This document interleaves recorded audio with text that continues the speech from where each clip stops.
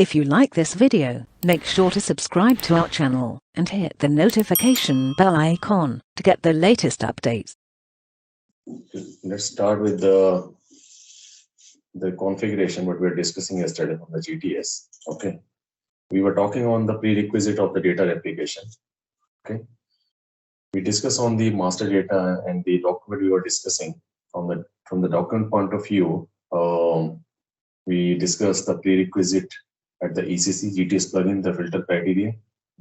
Similarly, we were also discussing on the document application prerequisite in the GTS configuration. Okay, and I walked through this slide yesterday on the document application, where I just told you guys that we do have to replicate the document type. Okay, we should also define document type and map the document type in the GTS system. Similarly, for the item category, we should define in the GTS system and then we have to assign it. And similarly, for the partner function, we have to define in GTS, then we have to assign. Yes, screen. Yeah. Share your screen, yes, because I can't see it actually. Let me share my screen. I thought it is already shared. 1 second.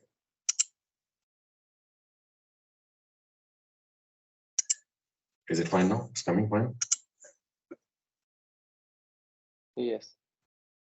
All right. So this is what we were discussing in the PPT yesterday for the document application, that we do have to define the document type and assign it to the feeder system, defining the item category, assign it to the feeder system. Similarly, the partner function we have to define in the GTS system and assign it to the feeder system. Okay, this is all thing. And other than that, we have the organization unit like FTO, legal unit. So, okay, then we created one BP number and I showed you the different role. So anyone remember what is the role for FTO? Anyone? What is the rule of FTO? It is SLL FTO. Okay, and what is the role of legal unit? It is SLL SIT. All right. So these role which I just told you guys, SLL FTO, SLL SIT, as in the brief I told you guys that SLL, the FTO is compared to our company code. Okay, just like our company code we have. Similarly, we have FTO here in the GTS. So we have to create an FTO, then we have to map it. Okay. All right. So let's go and discuss everything in detail now. Okay. So a few rows we have to remember. SLL CPC is for customer. SLL CPS is for supplier. SLL FTO is for FTO, and SLL SIT is in for legal unit. And these all rows I showed you guys yesterday in the BPT code. We created one BP number and I showed you these are the standard rows appearing in the BPT code. Okay. All right. Fine. I think I may need one of your login ID. If one of you can put me in the chat who are not using parallel, I may need there because my ID there I think having some issues.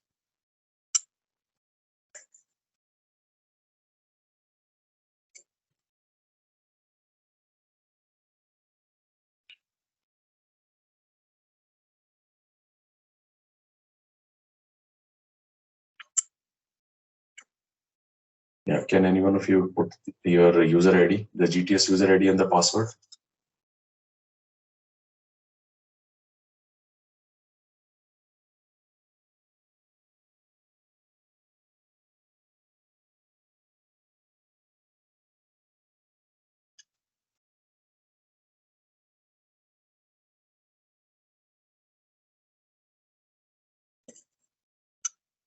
Okay, GTS 39. Okay, GTS 39 password is same one, default one. Okay, GTS 39. All right, GTS 39. 1, 2, 3, 4, 5, 6. The password it is saying wrong. Did you check the passwords? It's saying it's wrong, or the password has been changed. I think the first time you log in, it will ask you to change the password.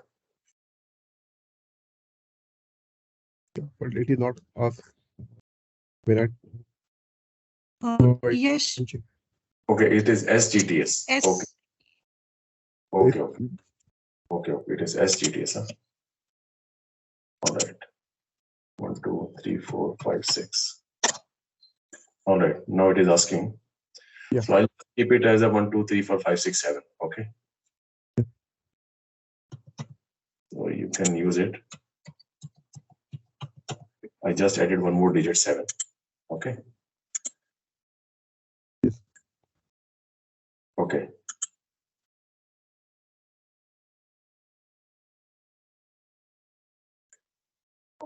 So let's go one by one and discuss the as per in the PPT. So first point is we have to define the document type in the GTS, and then we have to assign with the feeder system. Okay. So now you can see refer my Excel sheet. On the left side in column A, I'm highlighting here the document type defined in GTS. And in the column C, there is a document type from your feeder system. So we know OR is the standard order. Corresponding GTS document type is EXP ORD. Okay. Purchase order NB, corresponding document type is IMP ORD. Here it is LF, corresponding document type is EXP DLV. For inbound delivery, it is EL, and the corresponding document type in GTS we have 2, EMP DLV or DTAVI. Now, which one to assign? That depends on the business requirement. Okay. If we have the transit declaration, then we assign for the DTAVI. So it's a business scenario. I'll come to that. Okay. So this is for the document type. Similar mapping we also need to create for the item category. For your normal 10 standard item category, we have EXORD1. All right. Okay. And for 0, which is your standard item category for your purchase item, which is IMORD1. Okay. So let's have a look in the GTS system.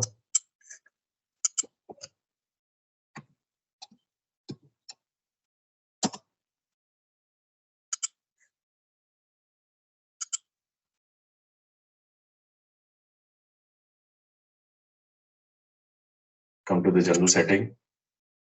In the general setting, before we come to the document type, we'll go one by one. First of all, let's discuss the organization structure. Okay. In organization structure, first is FTO. FTO is analogous to your company code. In ECC, we have company code, but in GTS, we have FTO. All right. Okay. So if you click on define FTO, define foreign trade organization, which you call it as FTO. Okay. If you click on this, it will take you to the BPT code. You can see this is maintain business partner. It's a BPT code basically. Okay. So, all right. Now, we'll be having here, we'll be defining one FTO here. Okay. Correspond to our company code. Okay. Now, we'll go to the ECC.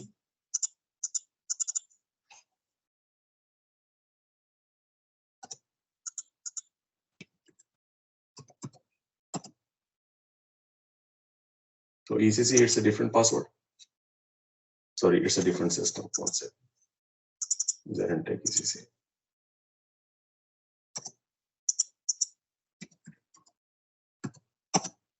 All right, same password I'm keeping till 7.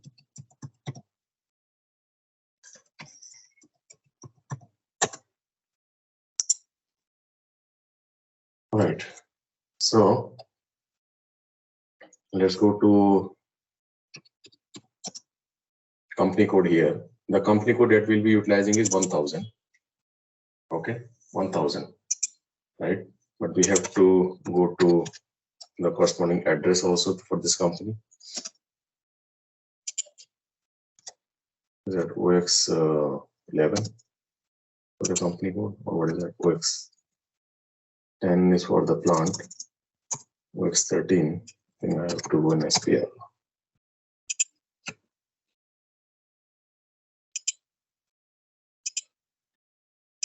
Now we have our company code here. Okay. OBY6 maybe.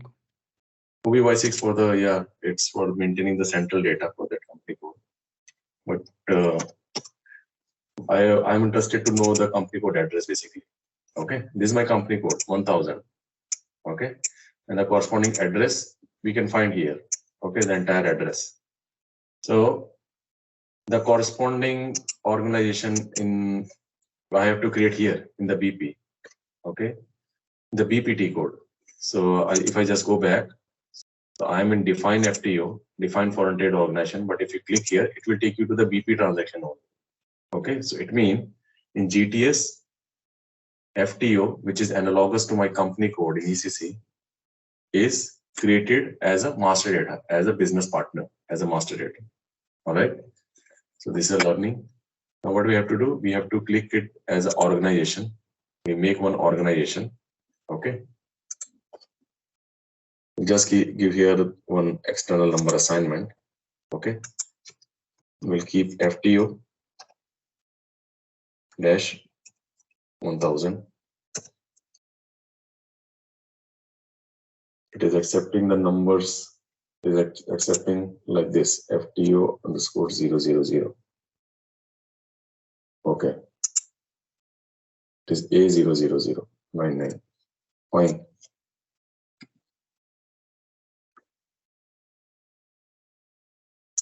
Any other grouping? There is no further grouping. So generally, the nomenclature, what we use it, we keep it as, let me just change the grouping here. Okay. To change this business partner grouping, we have to go to the cross application component. Just go back.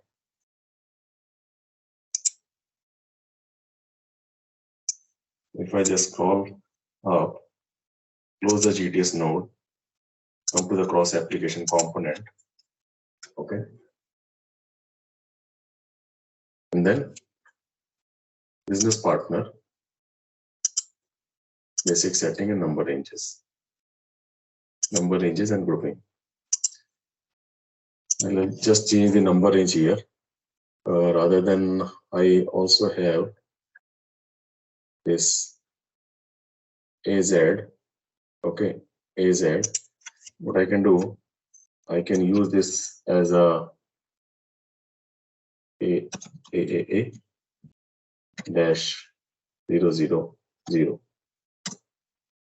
Okay, and then A dash ZZZ dash 999. 1000 will be 4 digit 001. Let's say I will keep it as external. So it is telling me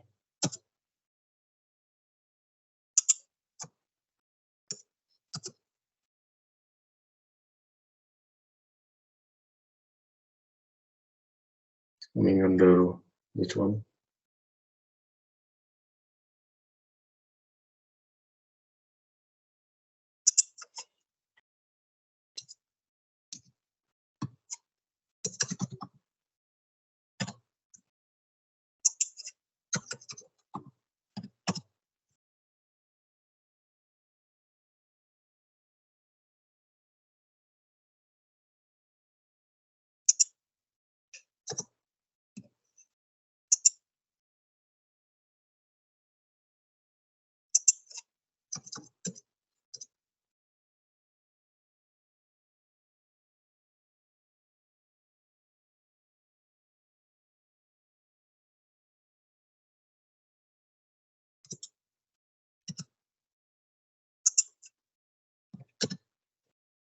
I think this one is having some issue. It is also anyhow not utilizing.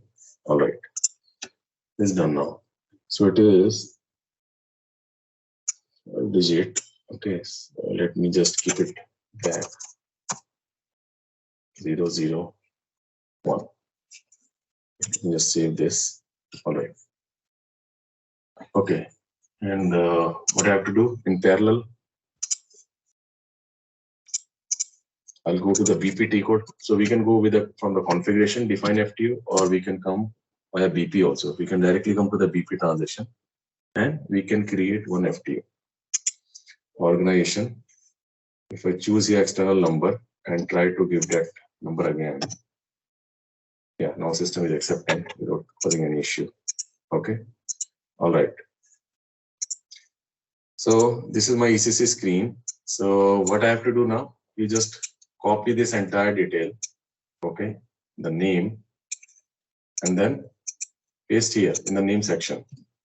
Okay. It's a company and then further thing. So because, and this is how the nomenclature will be. It could be the FTO dash, FTO underscore, or sometime FTO and they put here the country code like Germany, then company code 1000.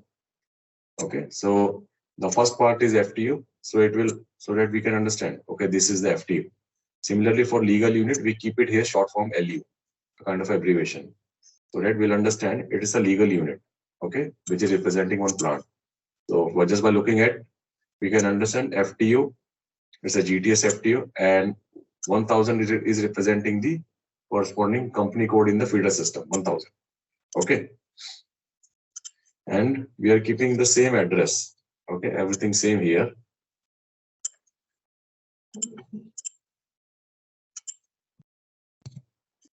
All right. We are keeping the same address here. All right.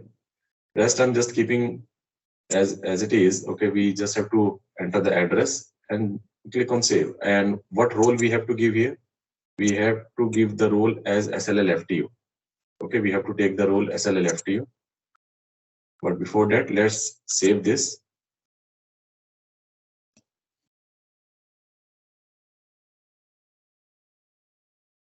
Because this general data 000 will be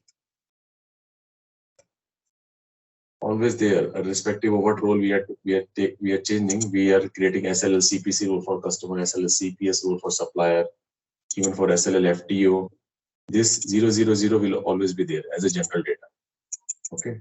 Now go to the SLL FTO and extend this role SLL FTO. That's it. Save this.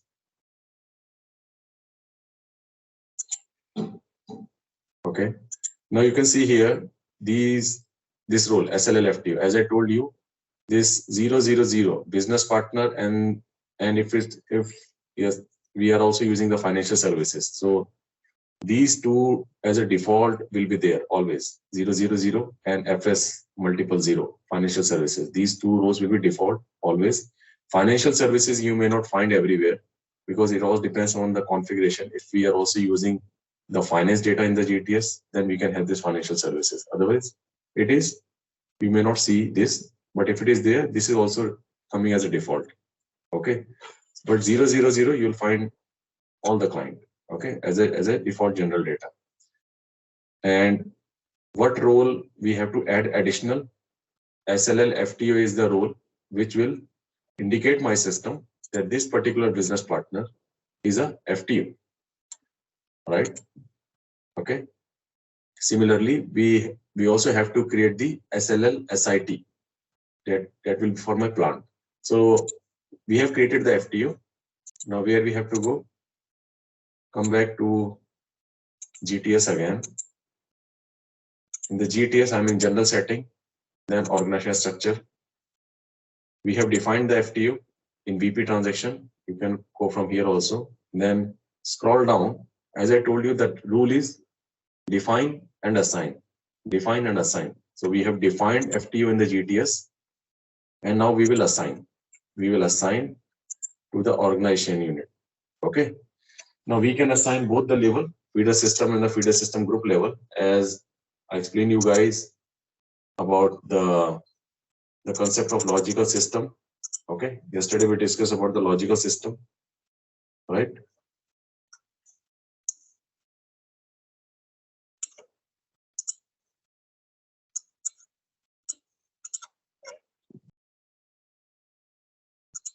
Check.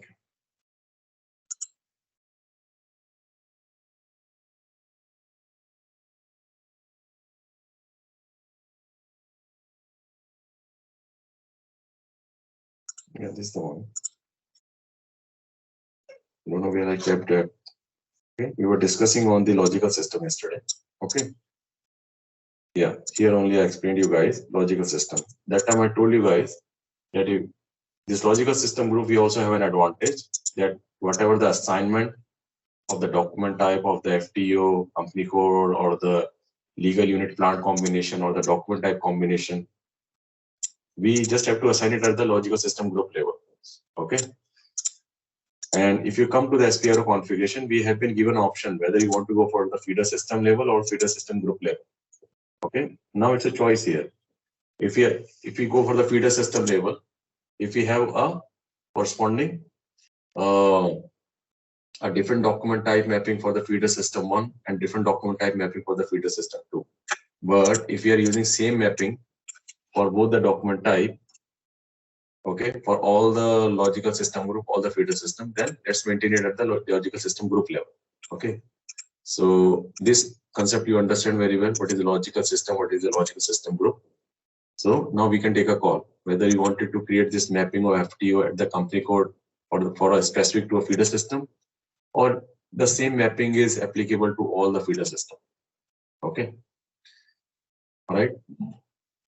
So I'm going to assign this at the feeder system group level.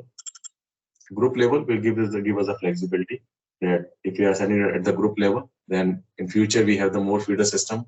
We just have to add that feeder system in that group, and this corresponding configuration will work. Okay. Just by changing as a single place, assigning the new feeder system to the logical system group, this entire configuration will work for the new system also. But if you are assigning at the feeder system level, okay, the previous one, feeder system level, then instead of group level, we have to go for each and every feeder system, NSP client, P90 client, each and every client level we have to, okay, 800 client, 001 client, each and every client level we have to assign it. Okay. All right. When I say the client level means each and every feeder system. Each and every feeder system, we have to assign it the same configuration separately multiple times. All right. So we can take a call. In what case we go for feeder system level and in what case we go for the feeder system group level. Okay. So let me assign it the feeder system group level, but both the configuration are valid. Okay. It all depends on the scenario. Okay. Both configurations are valid. So as we know that our group is logical system group is GTS GRP 001. So for this group, if I just double click, this is the group that we are using for our training feeder system. Okay. So this FS is the feeder system. Organization means your company code. So it's a feeder system company code 1000, which has been mapped to one FTO. What is that FTO we are using here is 1073. The FTO we are using is 1073. So you can see the naming convention we should use like this, FTO 1000. But rather than this FTO, we are using a different FTO here, 1073. Okay, so it is not the best practice since it is already been configured in the system. So I'm just showing you the configuration. Okay, but this is not the best practice to keep this number 1073 or not. Okay, so if I want, I can also replace it. Okay, with a newly created FTO. I created one FTO. I'll just keep this number as a reference here, 1073 replaced by FTO 1000, which is created by me just now. Or I can pick it from here. Okay, FTO 1000, this is just now I created. Okay, just double click and save this.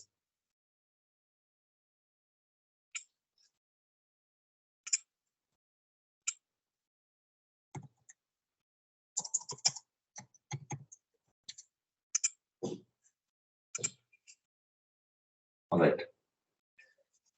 Okay, FTO 1000.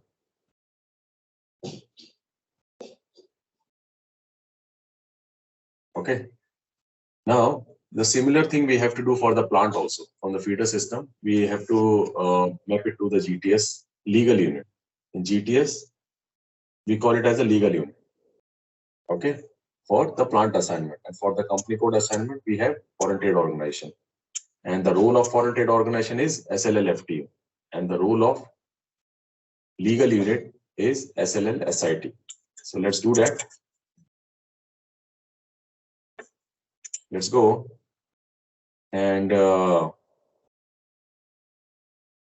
to the next level.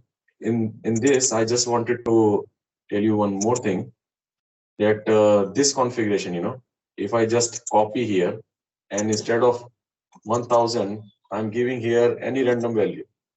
Okay, any random value I'm giving and hitting enter and saving it. You can see the data is saved. Okay, the data is saved. It means my GTS system is not validating this feeder system company code. This feeder system company code, this value, your feeder system company code, this is not validated. It is not being validated in the GTS system. All right. Okay.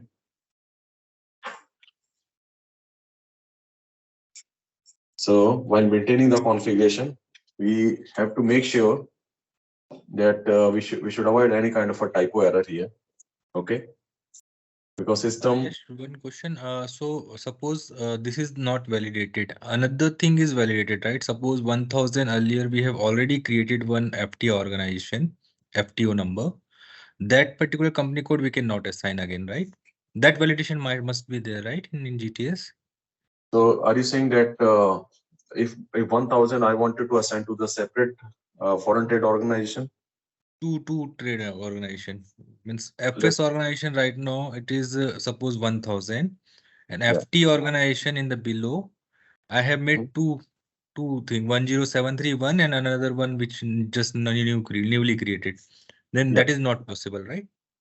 No, this is possible. We can see here. It is assigned.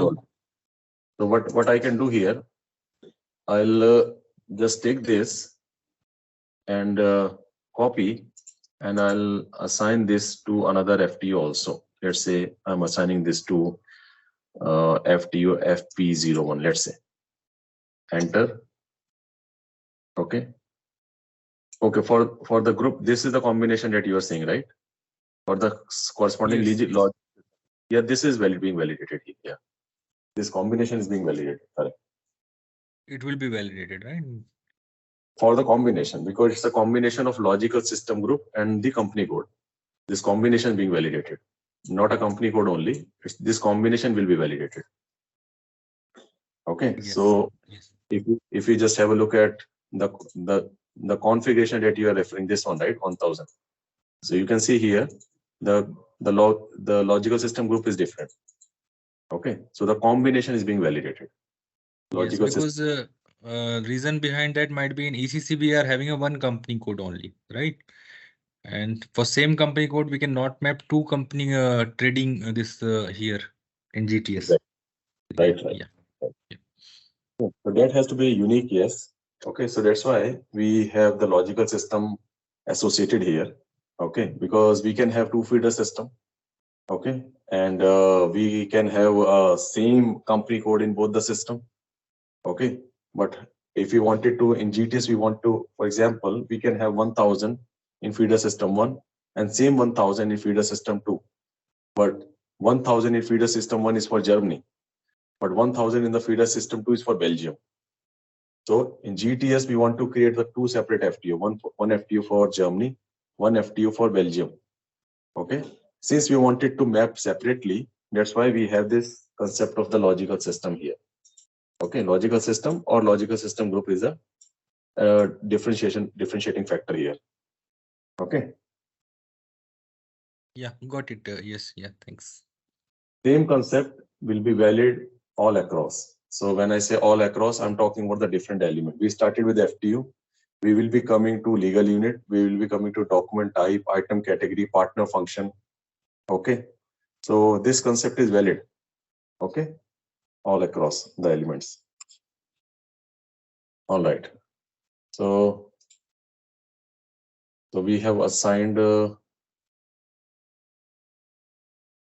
1000 to this, and this random value I'll just delete it, because this I just created to show you guys that the validation of this particular value will not be there. Okay, let me delete this.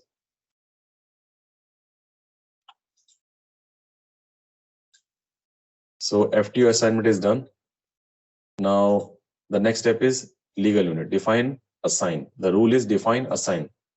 So if you click on the define legal unit, again it will take you to BPT code. You can directly come to the BPT code rather than coming to this SPRO. We can create. So let's create one legal unit now. So legal unit naming convention is LU. LU. Again, I have to create another numbering for this LU.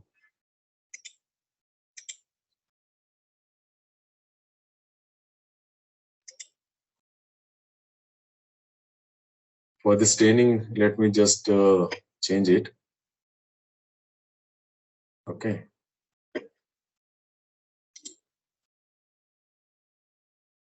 After creating LU, I'll just reverse it back.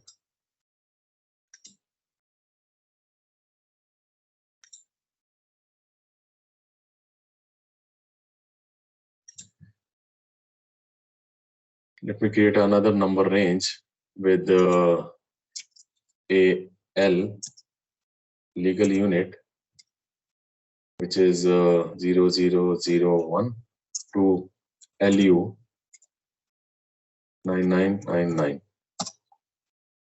Okay, where is gone? Is the one, right?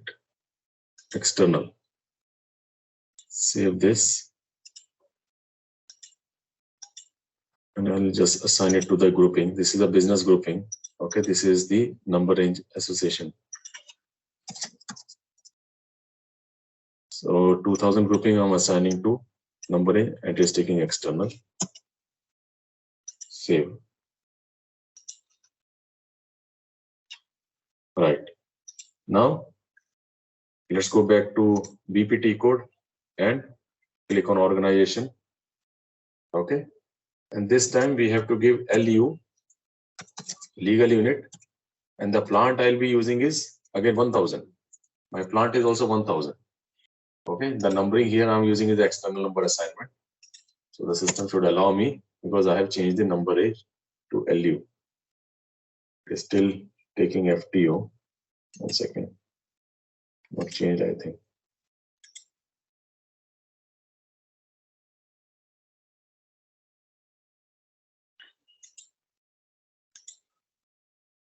It's changed already, 2000.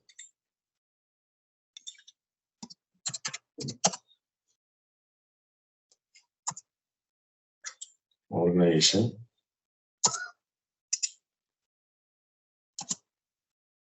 Yeah, fine. So we'll be using the plant 1000. Okay, you can use the plant 1000 or 1100, the Germany scenario. Okay. So I'm creating my client for Germany. All right. So what I have to do now? Same thing. I have to open the plant. Okay. For the plant OX10 plant, and I'll take the plant 1000 Hamburg address. In same way, we just have to copy this. Okay, the entire address.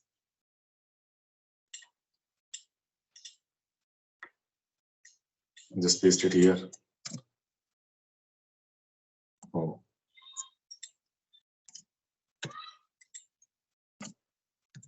Postal code, city and country.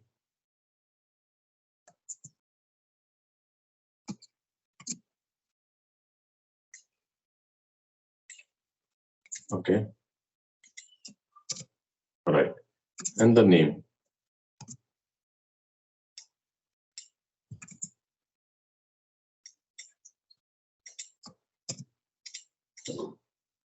First term.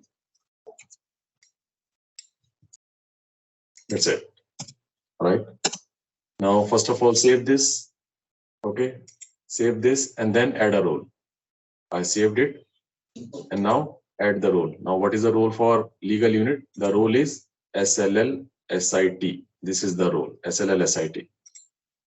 Okay, SLL SIT. Now, save this. Okay, come to the display screen. And we can see here the role SLL SIT has been added. So it means we have created the company code analogous, which is FTO in GTS, and plant analogous, which is legal unit in GTS. So there's a role we have to assign here. SLL FTO for FTO, SLL SIT for plant, for legal unit. Okay. Now we have defined. Let's go to the assign. After define, we have to go to the assign.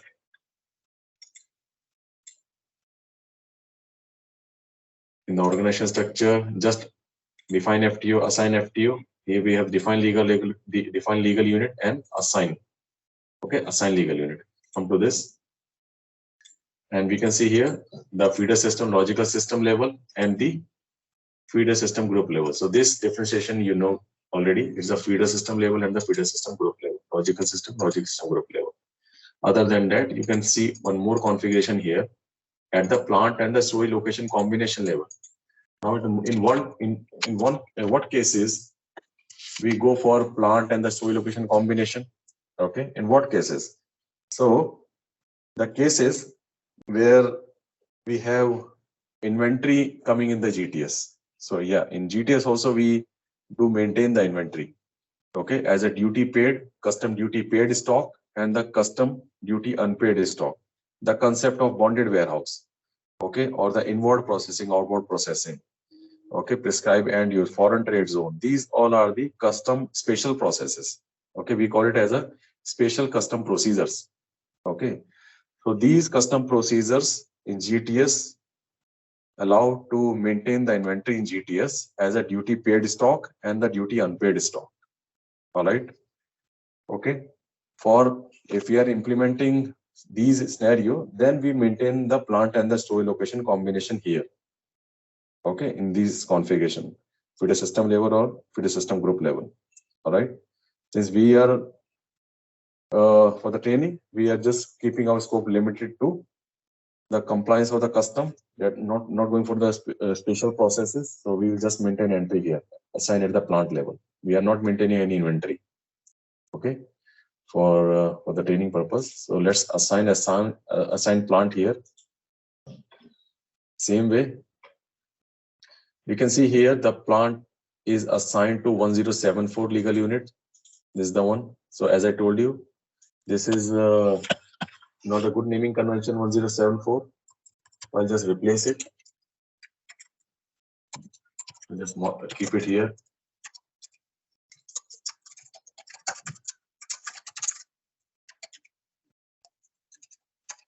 Okay.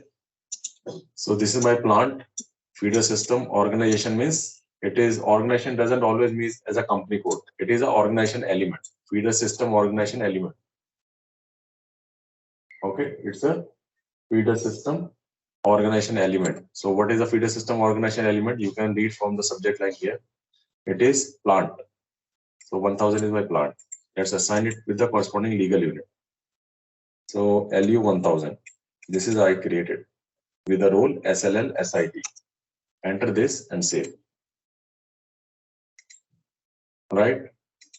So we have defined FTO, we have assigned FTO. We have defined legal unit, we have assigned the legal unit. Now one more combination is required, like how we assign plant to the company code in the feeder system in the ECC. We define company code, we define plant. Then we assign plant to the company code, right? Similar in GTS also, we have defined FTO, we have defined legal unit.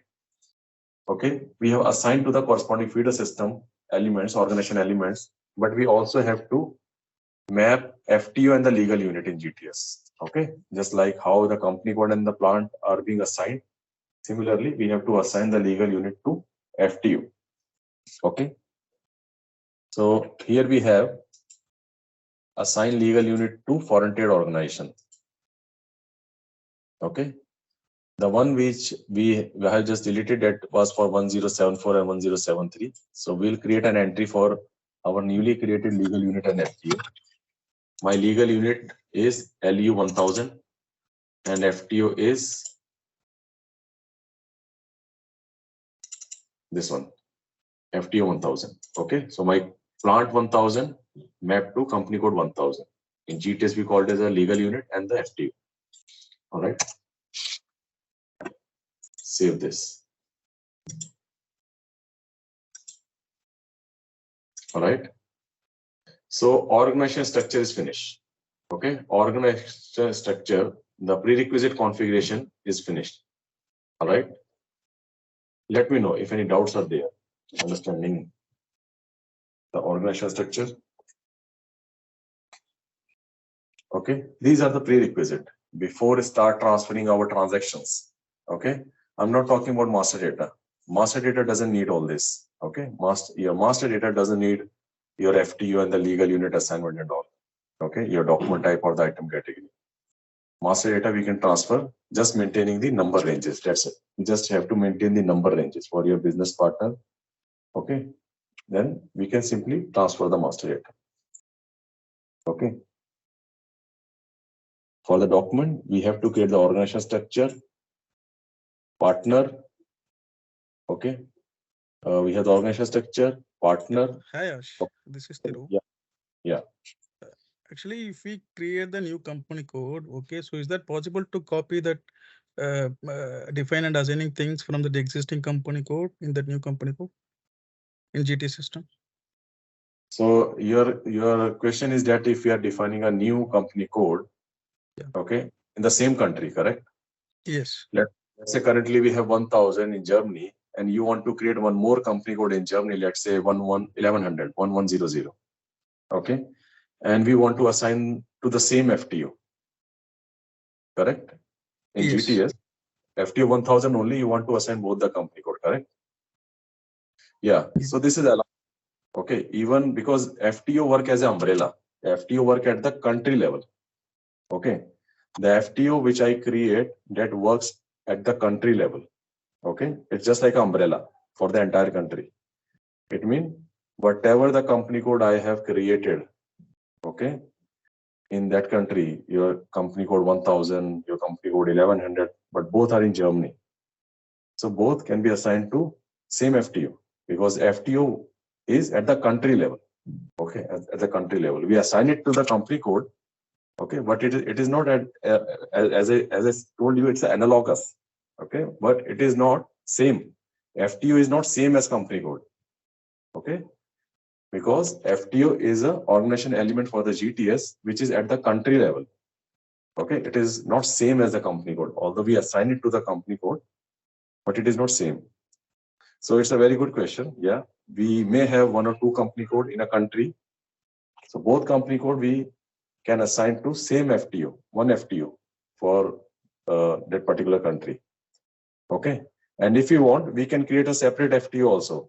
Okay, if you wanted to have the company code specific, okay, that also we can do. But again, in GTS, we have to pull the separate reporting for the same country. We have to pull the separate reporting for FTO1 and FTO2, which is not a best practice actually. The best practice say at the country level, we should create only one FTO, and all the company code for that particular country, we should assign to the same FTO.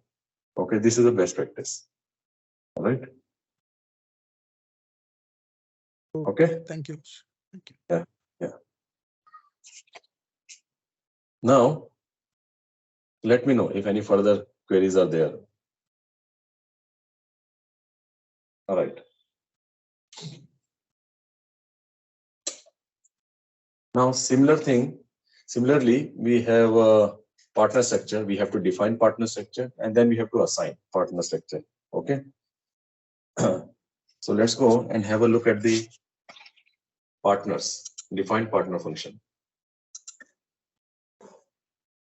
So there are some standard partner function is available here. Okay. AG is for your sold to party. Okay. Then what else we have?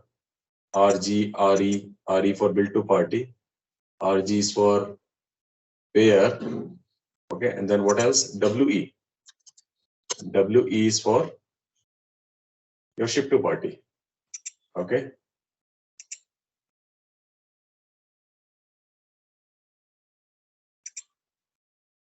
So these four, okay, just an example, these four are available standard. You'll find a lot of other partner function also in the GTS. Okay. But looking at these partner function, because the naming has been given same, like okay, AG, WE, RG, RE. Okay, the naming is same, but it is not exactly the same. This partner function, there is one drop down also associated. That these partner function will be a direction specific. Okay, it's an export specific or import specific or both direction, import or export. Okay, we know the sold to party is always export specific, right? Sold to party, right? And then the bill to party and the payer. Okay, can we also have a same sold to party for the import scenario also? Okay, can we have this sold to party partner function for import scenario for inbound? And if we have, then what is the standard SAP scenario for that? Anyone? I'm exporting and I'm using the sold to party partner function in my sales order. And while importing also, can I use, do we have any process where I can use the sold to party?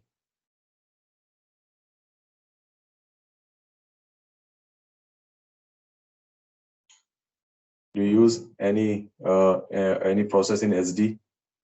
Again, sales order, we know the dispatches. Okay. But same sold to party, can we also use it for the import or receiving? In case of not sure, stock transfer. Stock transfer is a plant to plant movement. I'm talking about partner function. Okay. Because in stock transfer also, the one plant is a dispatching one. Okay. But the same plant or same internal customer will not be the receiving also, right? There is another plant, another customer will be the receiving one, right? I'm talking about customer is dispatching, customer is receiving. So the process is your sales order. Consignment sale? Which one? Consignment? No, it's a return basically. Return. Okay, return. We have sales order return, right? So your return process, what happens in the return? It's a the sales order we open to the sold to. Okay, we dispatch the material. All right, and then in case customer want to return, then from the same customer will be taking a return also, right? I'm talking about the partner function. Okay, not about the customer number. Okay, it means sold to can be used in the export, and if it is an export return, then the same sold to partner function we also need for your return sales order, correct? Your return sales order. So for your return sales order, you need these partner function, right? Sold to, etc. Right? Partner function I'm talking about. So yeah. No, it's clear. Right? Import export cycle. So this direction now, as per the business requirement, we have to give here this direction. Okay, export or the import. Now the question is that suppose you already have the sales order created and the return created already, but you have at the time of implementation you have just selected here export. You forgot to keep it as an import and export both direction. Okay, and you started order creation and everything, and return also we started creating returns. So obviously your return will not flow to GTS system because of this mapping. There is no corresponding mapping, import mapping. So the returns will not come to the GTS system. Okay, and even if it is coming to the GTS system, it will come to your incomplete work list. Okay, technically incomplete document, which is just like this document is having some kind of a fault. Okay, so all right. So in that case, if we make this setting, Okay, all those documents for your incomplete document, we have to retransfer then after making this setting. Okay, after making this setting, we have to retransfer. All right. Okay. Okay, so it is not something that if it is returns is already created, now we can't do anything. Okay, if returns is already created, it is going to come under one incomplete work list. It will stay there. Then you make the setting again, and then it will further process. We have to retransfer those documents, and then we can further process in the GTS system. All right. Okay. So for here, we'll be utilizing these partner function only for the normal sales order, not for the return cycle and all. So let me keep it like this. Now, what more? If I click on this partner function, then even in ECC, we know, right? Every partner function is associated with one partner type, right? Anyone know about this? What is a partner type for customer? The partner type for customer. Okay. The partner type for the customer.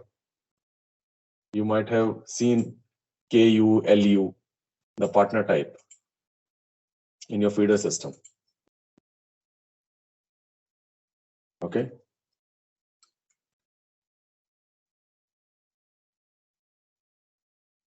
If you go to the partner function, okay, you can see here this partner type. Can you see partner type? So you can see here KU. If I open this partner type, KU represent all the customer. Your sold to, ship to, bill to, all are KU. Internally, system is considering all your sold to, ship to, bill to as a partner type KU. Okay, and all your vendor, what the vendor you are creating as a supplier of the goods, or the forwarding agent is also a vendor. Okay, all right. So the broker, so these all are the vendors. So in the system, whatever the partner function you create, you assign one partner type here with LI. If you are creating as a vendor, okay, KU LI. At least remember these two. Okay, so every partner function. Okay, every partner function. If you click here for your sold to AG, okay, it is KU. Okay.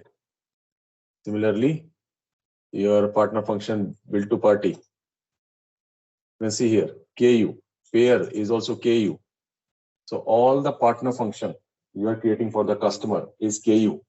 Internally, it is KU. And all the different vendor partner function that you are creating in the system, okay, VN, LF, or your forwarding agent, FA, all are internally is LI, partner type LI. So why I'm telling you this partner type? Because similarly, you have in GTS a partner function type. A partner type is also there in the GTS. For each partner function, there is an associated partner type here also.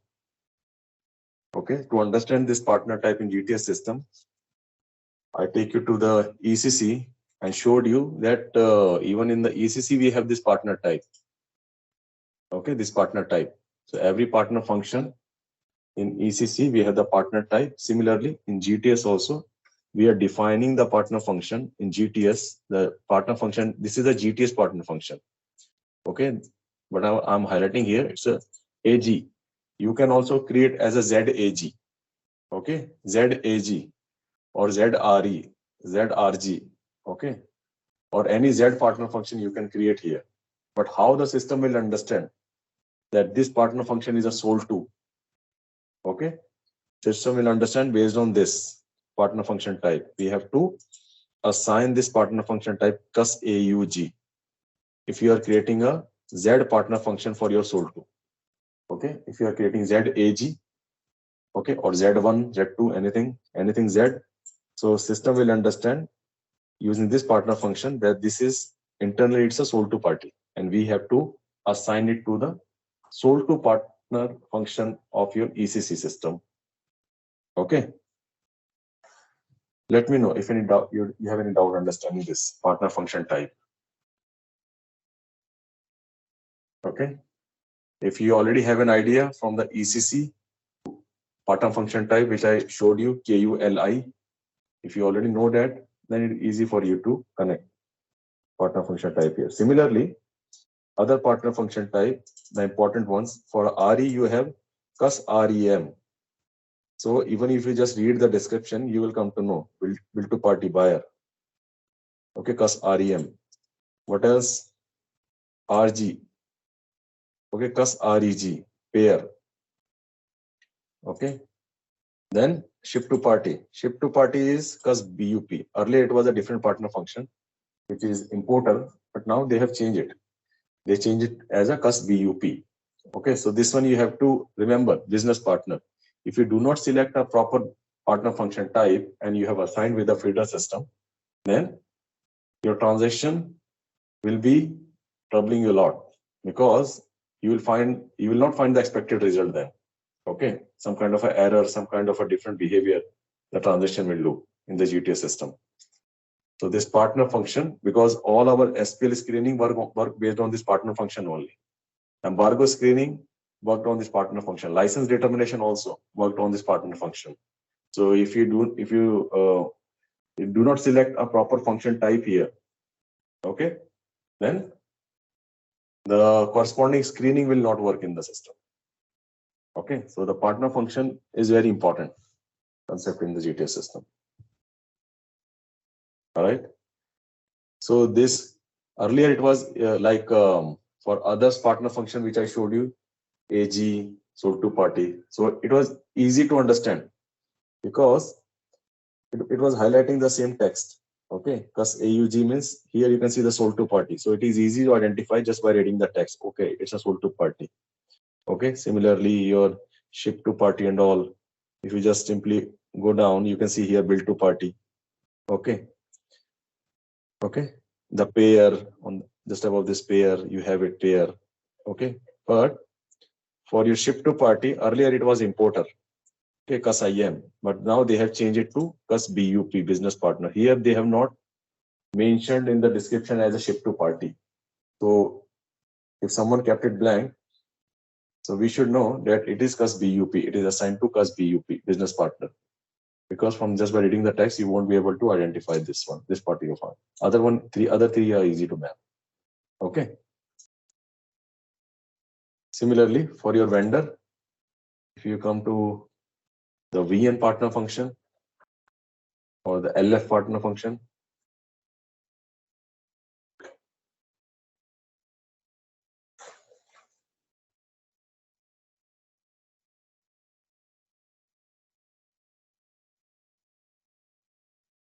for the vendor, they have not created anything. Okay, let me create for the vendor.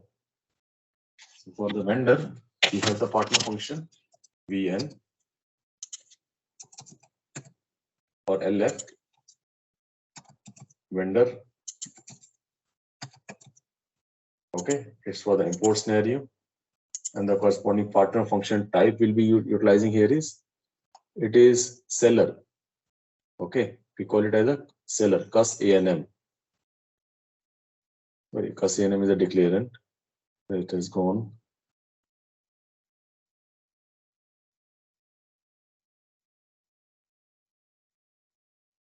You see here seller somewhere.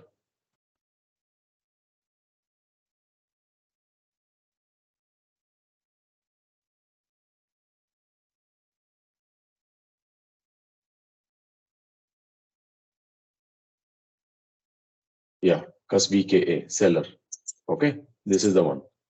So now you see, even if I am creating the new one, since I know that this is a cus VKA, seller. Okay, so similarly, some of the partner function, we have to by heart the corresponding partner function type. Okay, if partner function type cus VKA. So it is important here. So your partner function type KULI, this is also important in the feeder system. If you are creating a new partner function, then the corresponding partner function type KULI is also, these are also very important here. If you are creating a new partner function in the feeder system. Okay. All right. So we have defined the partner function.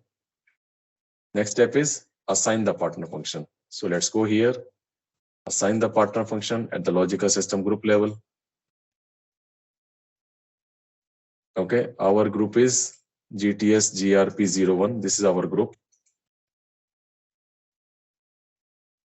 Okay, so you can see I have already, so this, the first column where it is showing BS partner role. So BS is same as FS, feeder system. Sometimes it is also called as a business system. Sometimes it is called as a FS feeder system.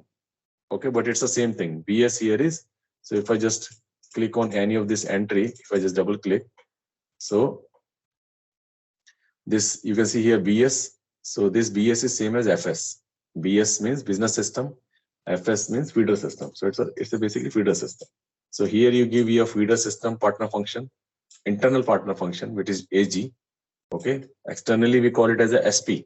So to party. So externally, you can give anything, any Z, AG, Z, anything.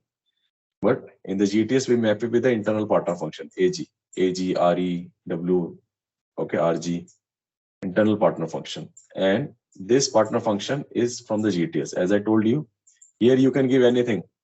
The system is not going to validate. But whatever you give here, the system is going to validate. Okay, because it's a feeder system partner function. So just like how I explained you for your FTO, anything you can give here. So you have to remember there should not be any typo error while giving here, because system will not validate this value. System will validate only whatever has been defined in GTS. So this is we have defined in GTS. And since we made this partner function AG as an export, it is coming from the definition, this flag. And internally, this system is partner function type plus AUG. Okay. All right. Okay. So similarly, we have assigned here forwarder to forwarder, bill to party, and this, and the corresponding partner function. Here we have assigned to partner function LE. So I have just created one more partner function VN in GTS. Okay. All right. So we are done with the mapping the significance of that backend system should not copy that. Which one? The inside there was a tick mark which saying that do not copy the configuration from the backend system. Yeah. So yeah, correct. So do not copy the partner role partner function from the backend system means it is basically this flag is generally used for if you have your upstream data coming to the GTS. Okay. If you already have upstream data which is coming from the coming to the GTS, so at that time we generally use this flag. Okay, that do not copy the partner function, partner role or partner function from the backend system. Okay, but not for the, this flag is not required when we are connecting with the feeder system here. Okay. Okay. Okay. Let me know if you guys have any further doubts understanding this.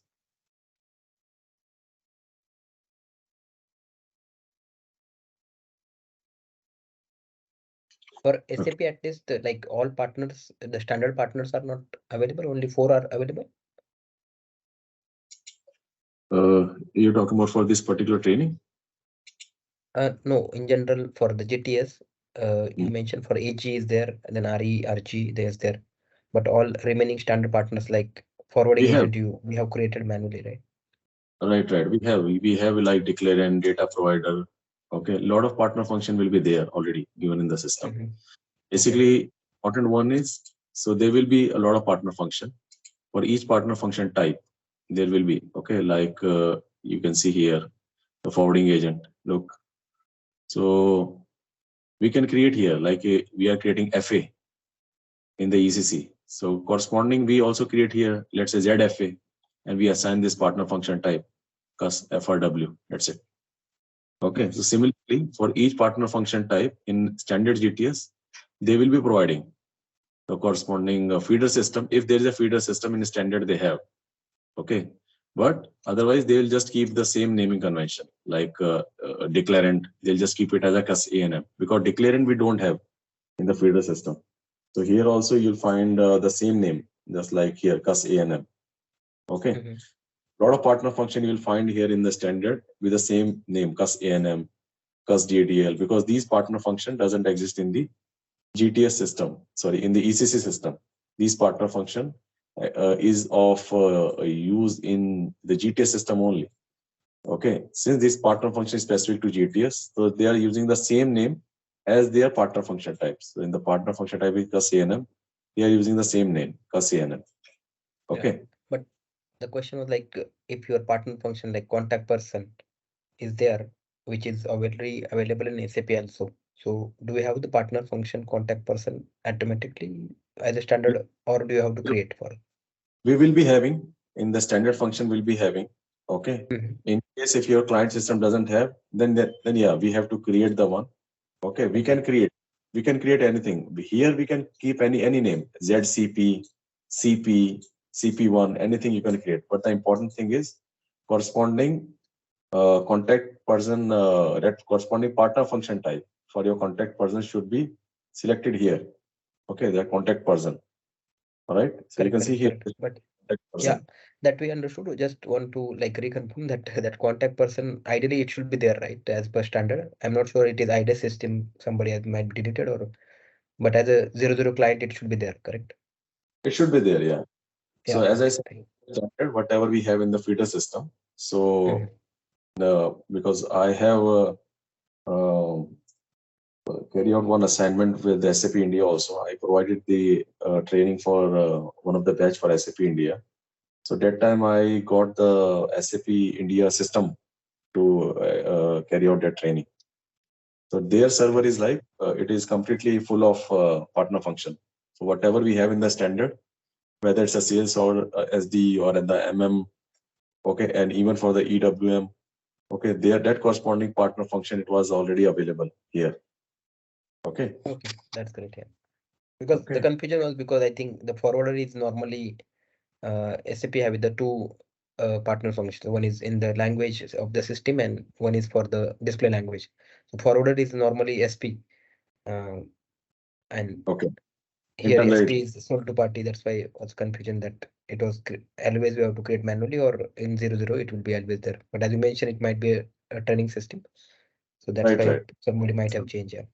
Yeah, the people are creating it. Even if you go to the SP, okay, they have marked it as a yes sold to party. But yeah, we internally we call it, so forwarding agent internally it is SP, right? Yeah, correct. So, okay, like here, if I'm taking SP, it is SP or something else, or something FW, or I don't know. I think technical name for that is SP. You can see in view pane. Yeah. Technical name is SP, right? So suppose if I'm giving here WE, okay, it will take me to the ship to party. So if I'm giving technical name as SP, so it will open that, it should open that forwarding agent right here. Yeah, but it should, the AG should go to SP. We can see in just the below screen, VOPN. Yeah. Okay, in the below screen here. Just go back and VOPN. Yes. Okay. Yeah, just custom master if you open that. Partner function. Yeah. Yeah, same screen. So is it? It is not same. Fine, that's fine. Yeah, it might be IDES. Yeah, IDES, but it's normally the Germany language and it translations. Yeah. So it is SP. Okay. So someone, I think here in the ECC also they have changed it to sold to party. Okay. Fine. No problem. All right. Yeah. So in GTS we'll have, in the standard GTS we'll have a lot of partner function here. Here you can see only 26, and that too some people have created like WE1, SP1, SH1, RG1. Okay. But in standard GTS we'll have a full list of partner function. Okay. So whatever available in the standard in the SD and MM area, they have already created the corresponding one in the GTS. Okay. And the GTS specific partner function also they have kept here. All right. Okay, guys. Let's continue. Fine.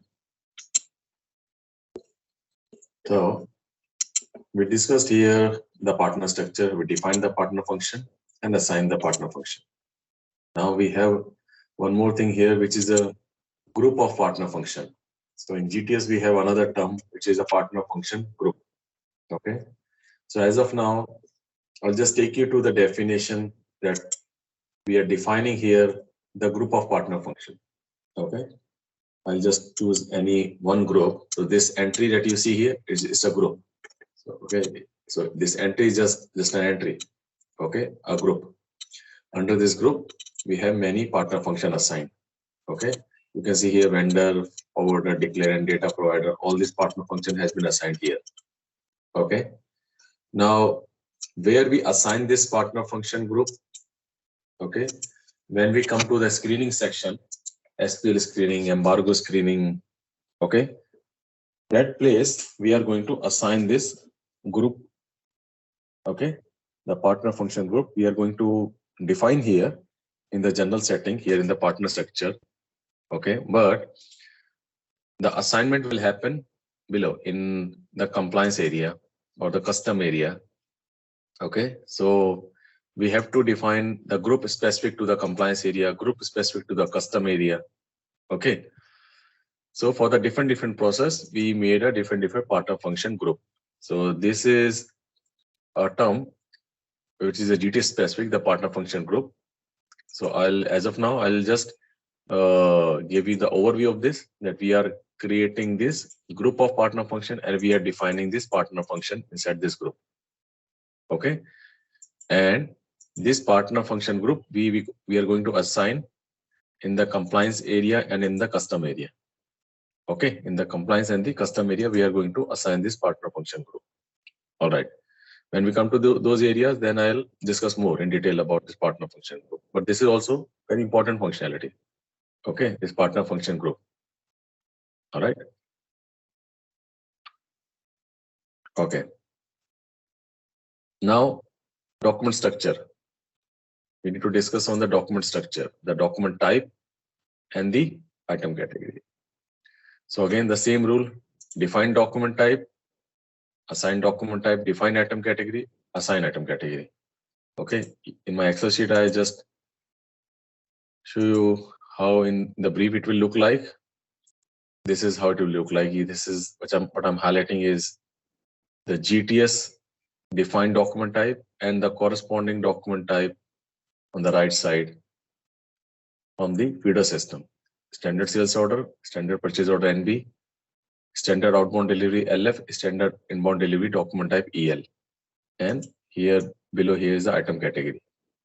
Okay, left side GTS, right side feeder system. All right. Okay. And below I'm highlighting my sales order will be called as an export. My sales return will be import. My purchase order is an import. My purchase return will be export. All right. Okay. Okay. Now, before coming to this import and export, we have to first of all understand what is export and import in the GTS or the system technical point of view. When a transaction, when my sales order will be called an export. When my sales order will be called as an export. My sales order will be called as an export when plant country, okay, is different than ship to partner country.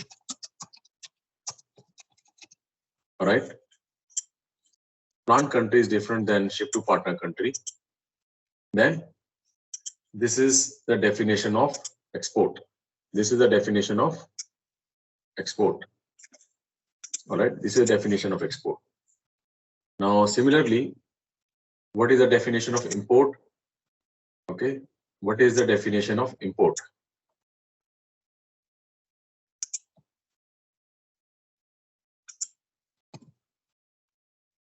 Okay. What is the definition of import? Import is my plant country is, it should be different than the vendor country. All right.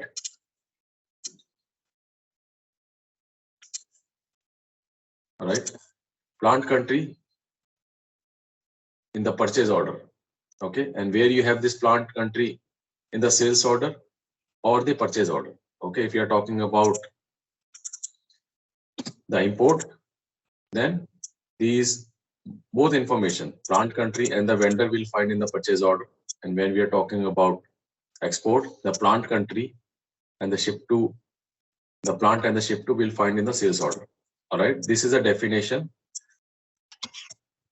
Okay. That will help you to understand the system, that how the system considering that a particular sales order is export or import.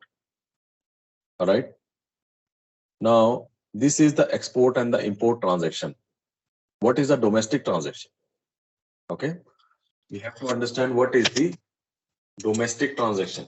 Domestic. What is the domestic transactions? Okay. Anyone?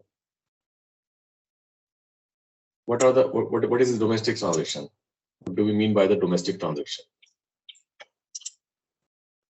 Both are in same country, plant country and partners. Exactly.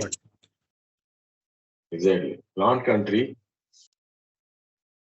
is same as ship to.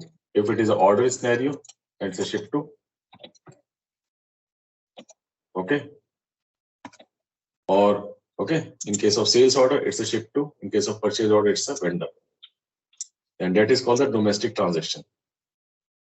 Okay. Okay. Domestic sales order or the domestic purchase order. Now, a sales order, if my client is in US, plant is in US, we are creating one sales order to a customer in Germany. Okay. To a customer in Germany. Customer means my sold to. My sold to party is in Germany.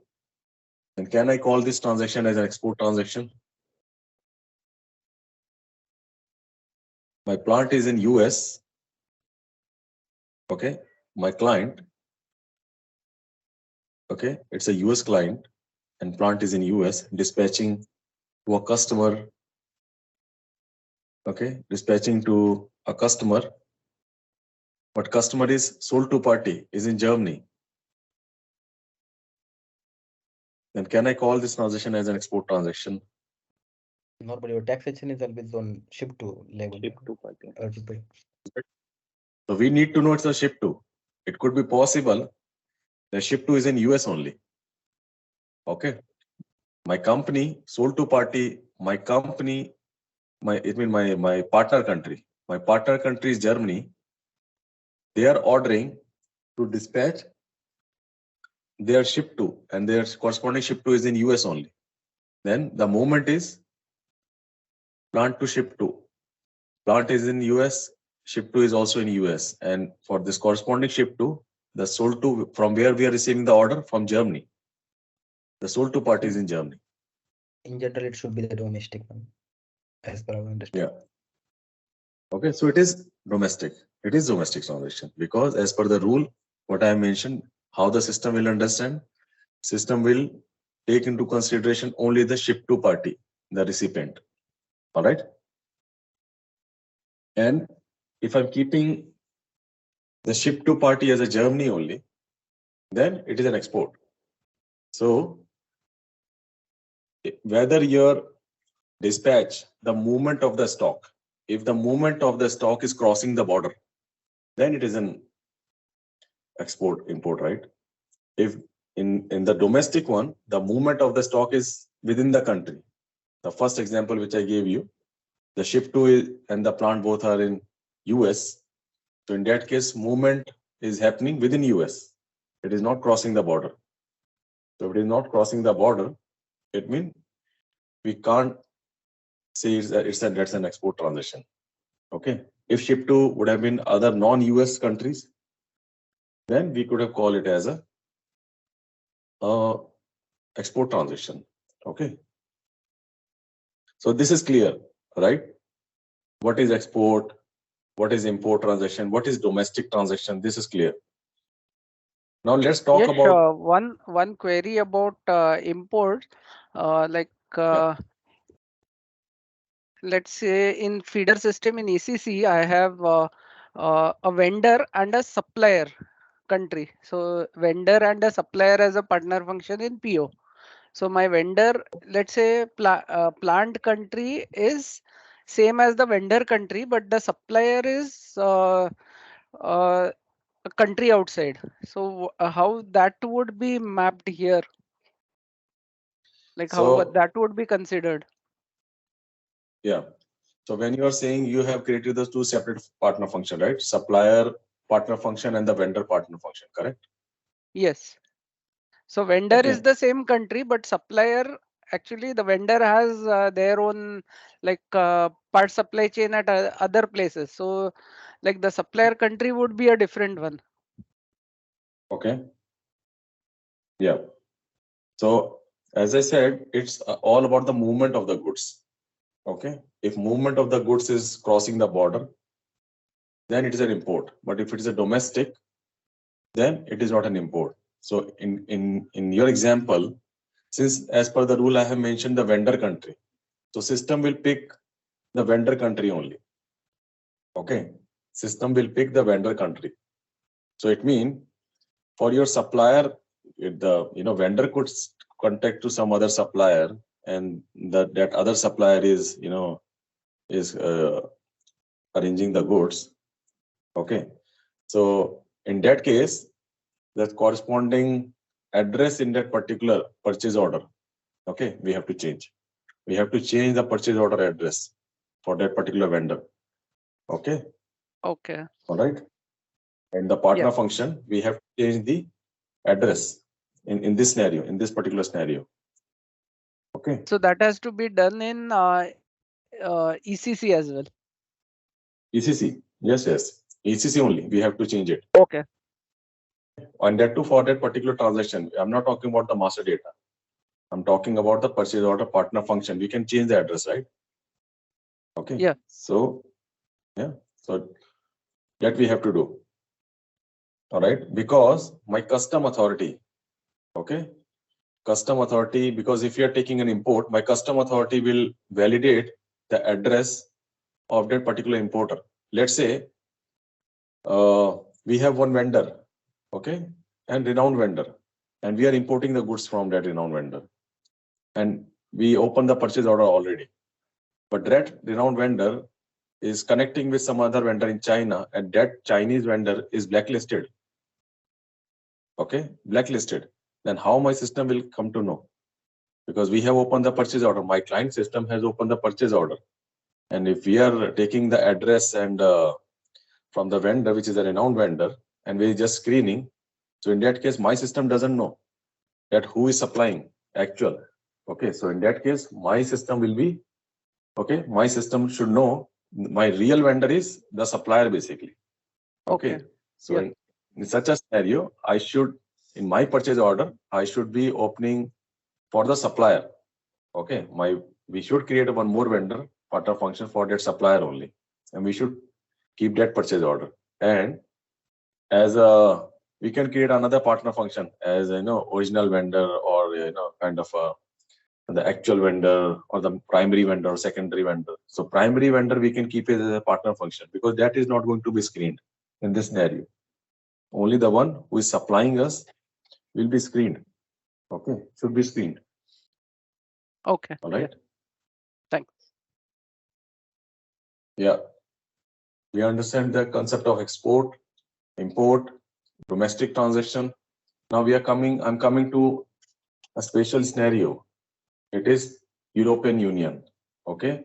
You may have a client in European Union. Okay. All these countries, Germany, Belgium, Netherlands, Sweden. Okay. These countries are part of European Union, correct? So in GTS system, and we know in actual world also, this European Union is a single market, right? Even if you apply for the visa, in any of the country, you will get a Schengen visa, right?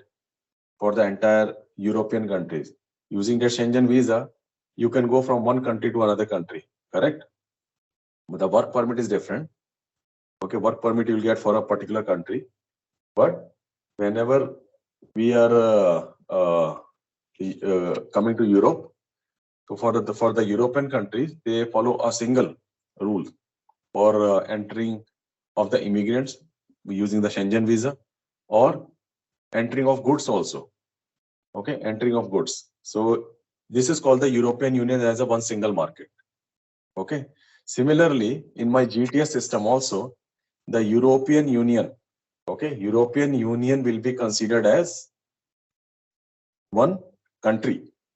Okay, as a layman language, you can understand the European Union will be considered as one country in my GTS system. It means if my plant is in Germany and my customer is in Belgium, although these are two different countries, but still this transaction is not an export transaction in GTS. This transaction will be considered as a domestic transaction in GTS. All right. European Union. I'm talking about European Union. This is only for the European Union. Okay. Any transaction, purchase transaction or the sales order transaction, we are happening between two countries within the European Union, then this transaction will be referred as a domestic transaction. It will not be referred as an import and the export. Okay. This is the same rule how we have in the actual world also. Okay. And the same has been implemented in the GTS system too. So any sales order or the purchase order you are creating from Germany to Belgium, you are creating one sales order.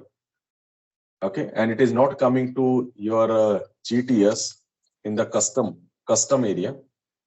Okay. So in the custom area, in the custom management module, because import export transaction will be coming to the custom management area. So for the custom management, okay, we discussed 3 different modules, right? Compliance management, custom management, risk management, and the compliance reporting. Correct? నువ్వు పోతే ఉండదు నాకు తెలిసి కాసేపు కూర్చుని కూర్చోదు. I think someone is talking on phone. 1 second. Yeah. All right. 1 second.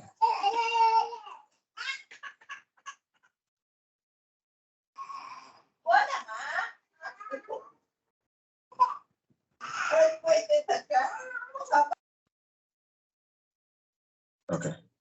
Thanks. All right. So I was, we are discussing this. Okay. Okay. So we're talking about the transaction which is happening. So I was talking about in GTS we have 3 modules, right? 4 sections basically.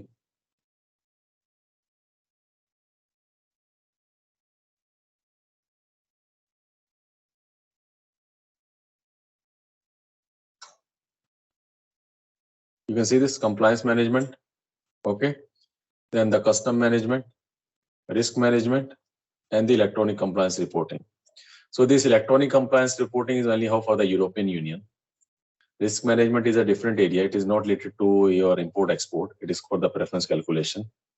Now these 2 areas we'll be talking as per the training scope also. We'll be talking about these 2 areas. So compliance and the custom. Now we spoke about export, import transaction, and we spoke about domestic transaction. Okay. In the compliance area, you can have both transaction. You can have export, import transaction, which can be screened, sanction party screening, legal control screening, embargo screening for your import export transaction. And for your domestic transaction also, you can use the compliance management. Okay. For the domestic transaction also, we can use this compliance management. All right. But this custom management is only for export import. It is not for the domestic transaction. All right. This is clear, right? compliance management, import, export, and domestic transaction.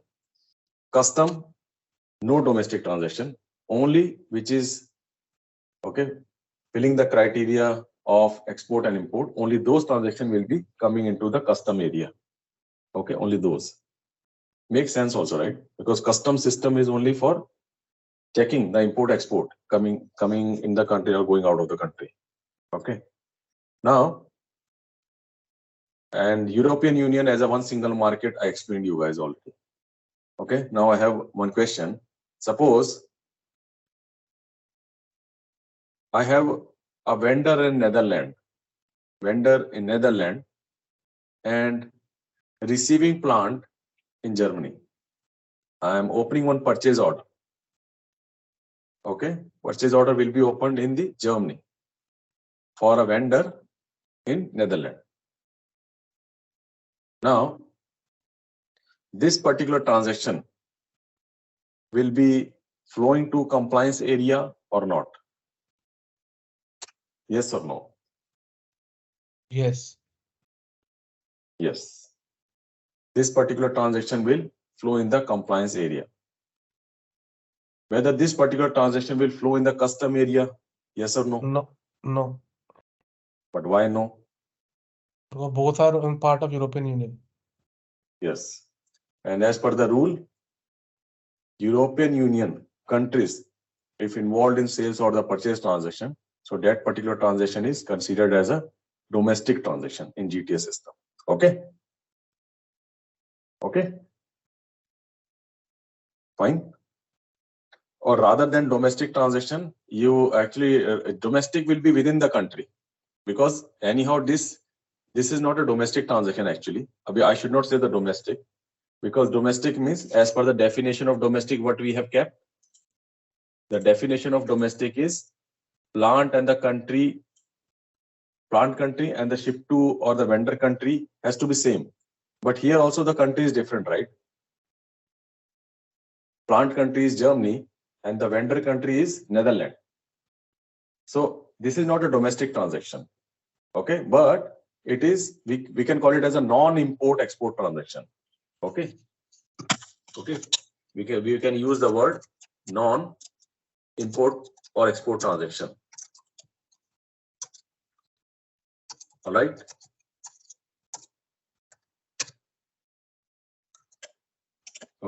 Non-import export transaction. We can call it as a non-import export transaction. So in the custom area, the domestic transaction will not flow. Also, the non-import export transaction also will not flow. Only the import export transaction will come to the custom area. All right.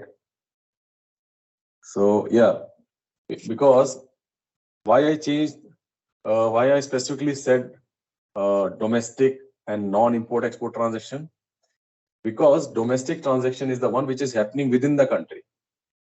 But even in this scenario, the transaction is happening between two countries. Although both the countries are part of European Union. So as a layman, you can understand that as European Union is a one country, so this will be considered as a domestic transaction. But this is not the domestic actually. This is not the domestic transaction. This we can call it as a non-import export transaction. But it is not domestic also. It is non-import export transaction. So that transaction will not flow to your custom area, because in the system that is neither export nor import. So it is non-import export transaction, so that will not flow to the custom area. All right. So why I'm explaining these words to you? Because these concepts will be coming in the configuration. This domestic word will be coming in when we are coming to the configuration. That time it will show you the domestic transaction, yes or no. You want to screen the domestic transaction, yes or no. And the European Union concept we have to understand. If your sales order or the purchase order transaction is happening between two countries within the European Union, that will not flow to your custom area at all. It can come to the compliance, but it will not flow to the custom area. All right.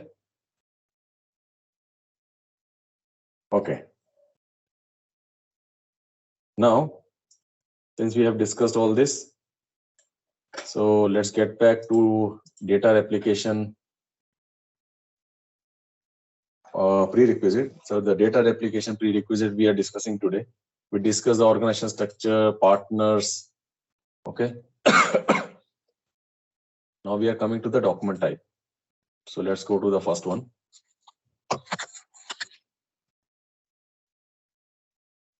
Define document type. Okay. EXP ORD. This is the standard document type which has been given for standard order. It has been given also here, standard order, sales order. Then EXP DLV. This is for your outbound delivery.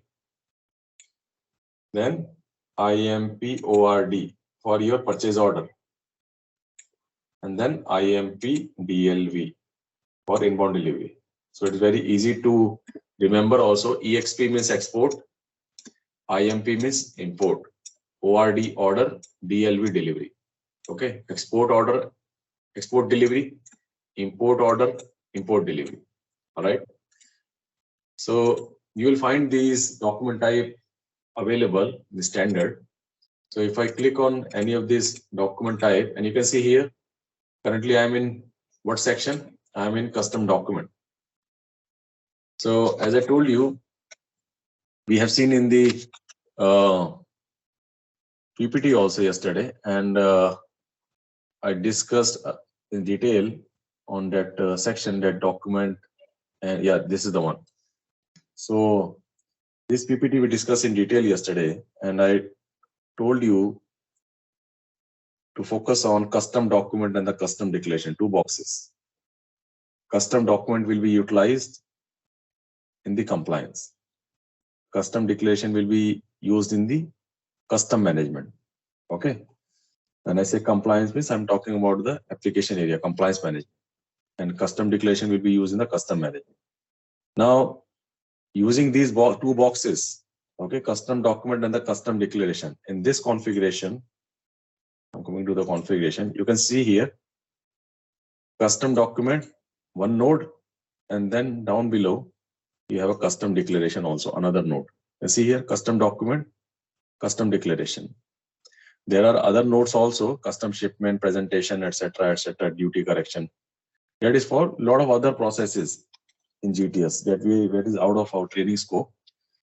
So that is I'm not highlighting. Custom document, custom declaration. Let's focus on this. Custom document, custom declaration.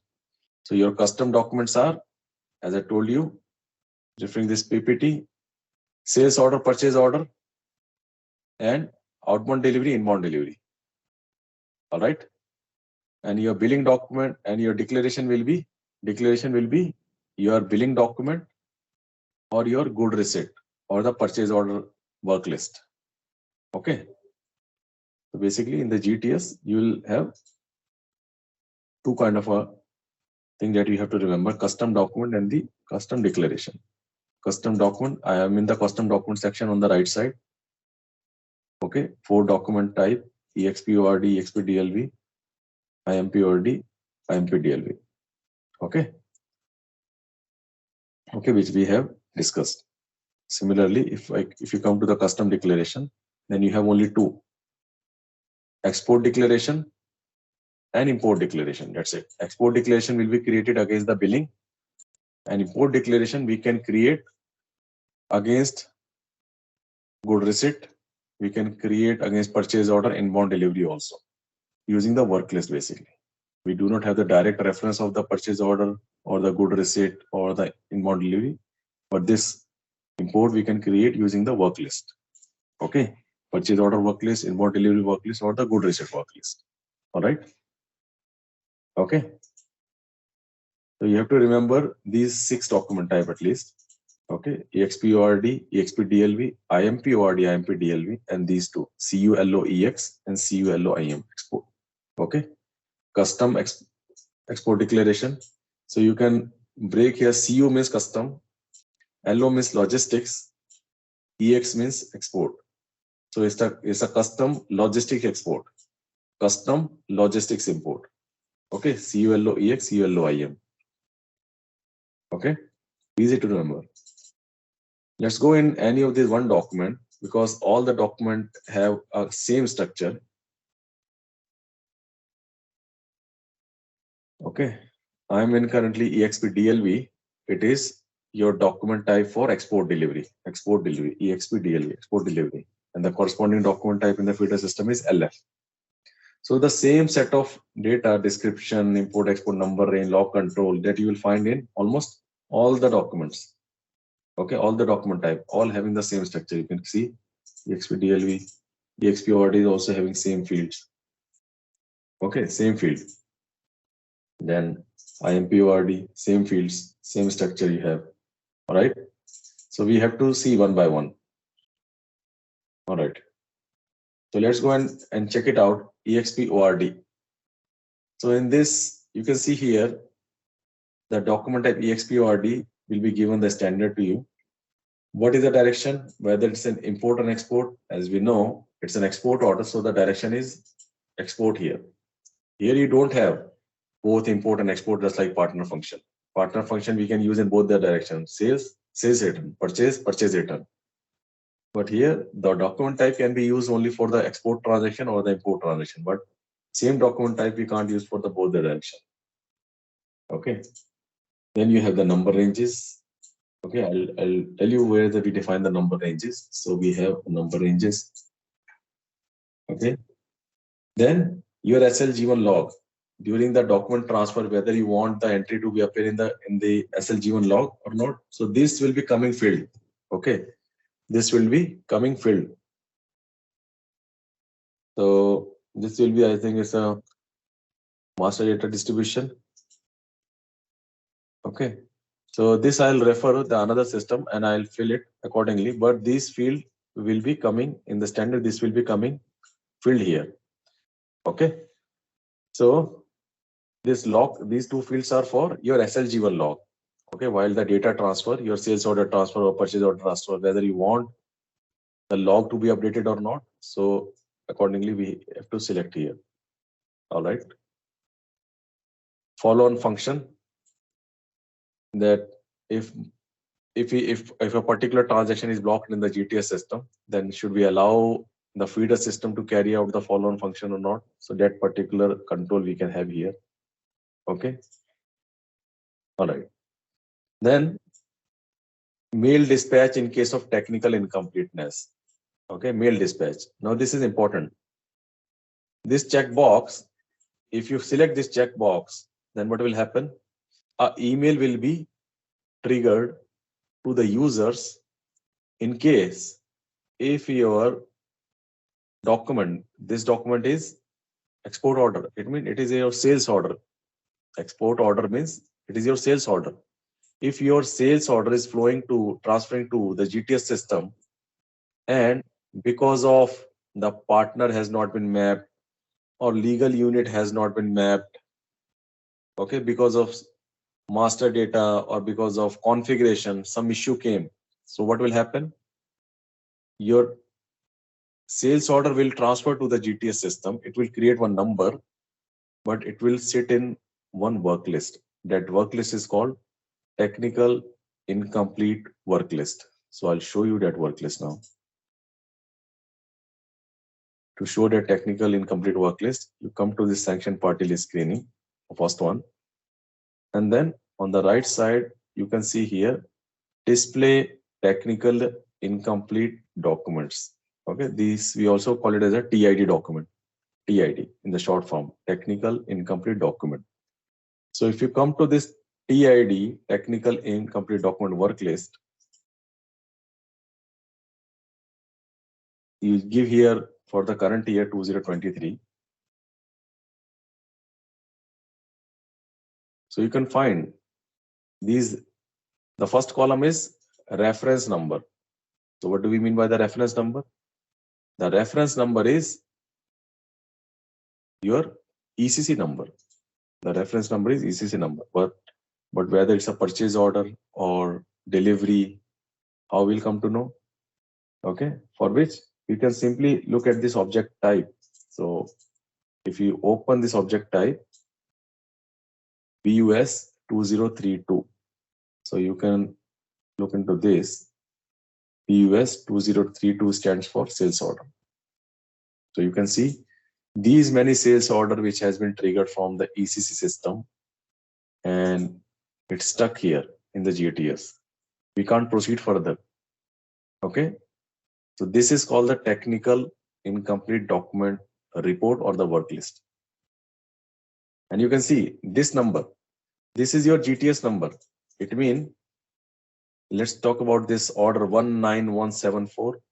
So this 19174, it is a sales order. BUS 2032 is object, and it has created this GTS number 10031. All right. It has created this GTS number here.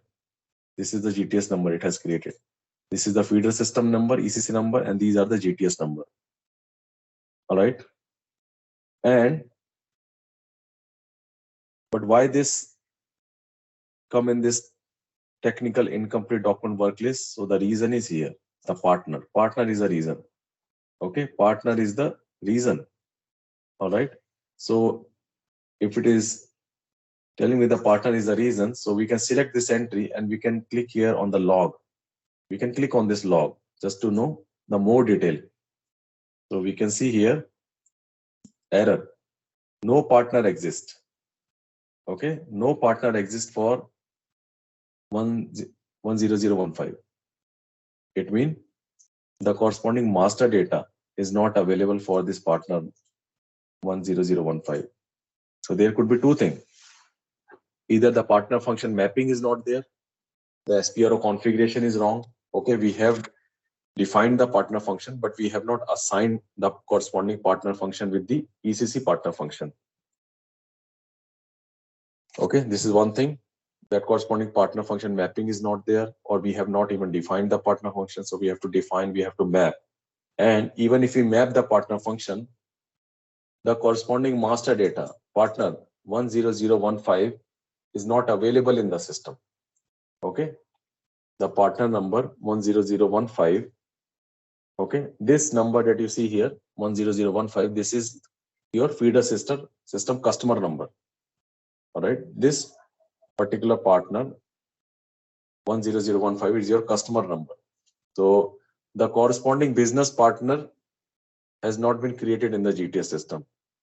Okay, corresponding business partner has not been created in the GTS system. As we know, right, we have to transfer the data, right? Say you have to transfer the customer, vendor, material master. So how we transfer the material master? Similarly, we also have to transfer the customer. But if you miss this step, we have not transferred the master data, or if there is a configuration problem. Okay, so the system will tell you, the log will tell you, even if it is a configuration problem, the system will tell you that corresponding partner function doesn't exist. So if it's a partner function error, so we'll understand it's a SPRO configuration issue. We have to define the partner function, we have to assign the partner function. And as just by looking at the error, I can simply see this is not the partner function error. Partner function is correct. Partner function has been mapped correctly, but it's a master data issue. So there is a partner 10015, which is a customer in my ECC, and the corresponding business. So this particular customer has not been transferred to the GTS system. Okay, this particular partner 10015 has not been transferred to the GTS system. Although I did already now. Okay, but this is the previous data which is already there in this work list. It is the previous data. Okay, it is the previous data. So you can see this is how the system will work.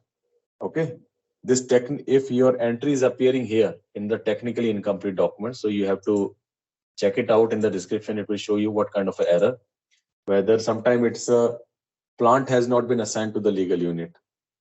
Okay, or the partner function has not been assigned, or the corresponding master data has not been transferred before transferring these document. So that's why I said the prerequisite. Until unless we do this prerequisite, we should not start transferring our sales order or the purchase order transactions. Basically, we should not start transferring the transactions. So we should have the corresponding master data. We should have the proper configuration, organization structure, like for an FTO, legal unit, document type, item category, partner functions, number ranges, everything we should have here created. Otherwise, your document will stuck here in the technically incomplete document. Error we can see here, and more detail of the error, you can just simply click here and go to log. It will show you that particular error. All right. Now, I showed you all this technical incomplete document work list because this entire thing is coming from this document type, this checkbox, mail dispatch. In case of technical incompleteness, dispatch an email. So it means we wanted to inform the business users that there is a sales order which triggered from the ECC, but it stuck in the technical incomplete document. It's stuck as a technical incomplete document. Why I'm using the word stuck? Because until unless your document is in technically incomplete document work list, we can't proceed further. We can't proceed further in the feeder system in ECC, and we can't even proceed further in the GTS system also. Okay. So in the GTS system, we know, right, that the particular transaction should be screened. Screening has to be done. So those screening will not be done until unless your document will keep on stuck here in this technically incomplete document. It means we have to maintain the configuration, we have to maintain the master data, and then again we have to retransfer from the from your ECC system. We again have to retransfer from the ECC system. All right, same place. In ECC, we have the same place, legal R3, menu legal R3, where you have the initial transfer of master data. You transfer customer, vendor, material from here. Similarly, here adjacent we have transfer of document, sales document. So if you want to retransfer the document, so you can use this transfer of sales document, delivery, billing, purchase, material document. Okay. So if your document stuck in the technical incomplete document because of configuration or the master data issue, and later on you have fixed that configuration or the master data, you have to retransfer. Okay. From your menu legal R3, you have to retransfer this entire data. Okay. Retransfer. The moment you will retransfer, the entry will be disappear from here. Okay. Then the entry will go to the GTS for the further processing in the GTS, for the screening basically. Then GTS system will perform the screening. Until unless your entry, your document is stuck here in this work list, GTS will not perform any screening. And until unless GTS doesn't finish the screening, we can't proceed in the ECC system for the follow-up action like delivery creation or the PGI or the billing. We can't proceed further. All right. Okay. So it's a problem. If your sales order is triggered from there and entry is stuck here in the technical incomplete document, so it's a problem. So for this problem, if you wanted to inform users, automatically our email notification should be triggered to the users that such and such order is triggered from the ECC. It's stuck in GTS, in technically incomplete document, so that business will take an immediate action. Okay, business will take an immediate action. They will go and check the work list, what kind of an error. If it is a master data issue, they will involve the master data team. If it is a configuration issue, they will involve the IT team. Okay. So this is the flag for that mail dispatch in case of technical incomplete document. And this flag is a document type specific. If you have activated this flag for EXPORD, it means this flag is only for your sales order. Okay. Similarly, if you want to have this functionality for the purchase order, so we have to switch on this flag in the IMPORD. If you look IMPORD, you have the same flag, same field basically. Okay. All right. If you want to have this flag for delivery, then EXPDLV, same flag, mail dispatch. All right. Got it?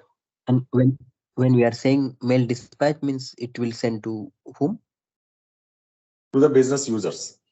Okay. But will that configure as a like somewhere that business users or as per Yeah, yeah. or it will take from the transactional data. No, it will. I'll come to that. Okay, so basically here it's a first piece of the configuration. So we have just activated here. Okay, that mail should be dispatched. Now coming to your question, where is those business users? Where we keep those business users? Okay, where we maintain that list of business users to whom this notification should be dispatched. So for which we again have to come back to GTS area menu legal. Come to this menu legal in the front screen and then go down here in the system communication, click on the system communication. You can see here notification on the top, notification, maintain user group. Okay, so this is the place where we maintain all the users which we wanted to display the corresponding notification. So I have here as super and how many this is one of the user group I have created. Okay, in this user group, I should be adding here users ID. Okay, like one of the user ID I think is a SGTS. Okay, SGTS. So you can see here your SAP ID basically. Your SAP ID we'll be adding here. Okay, we can add here 17 and then save. Now, how this particular user group will be called? Go back again.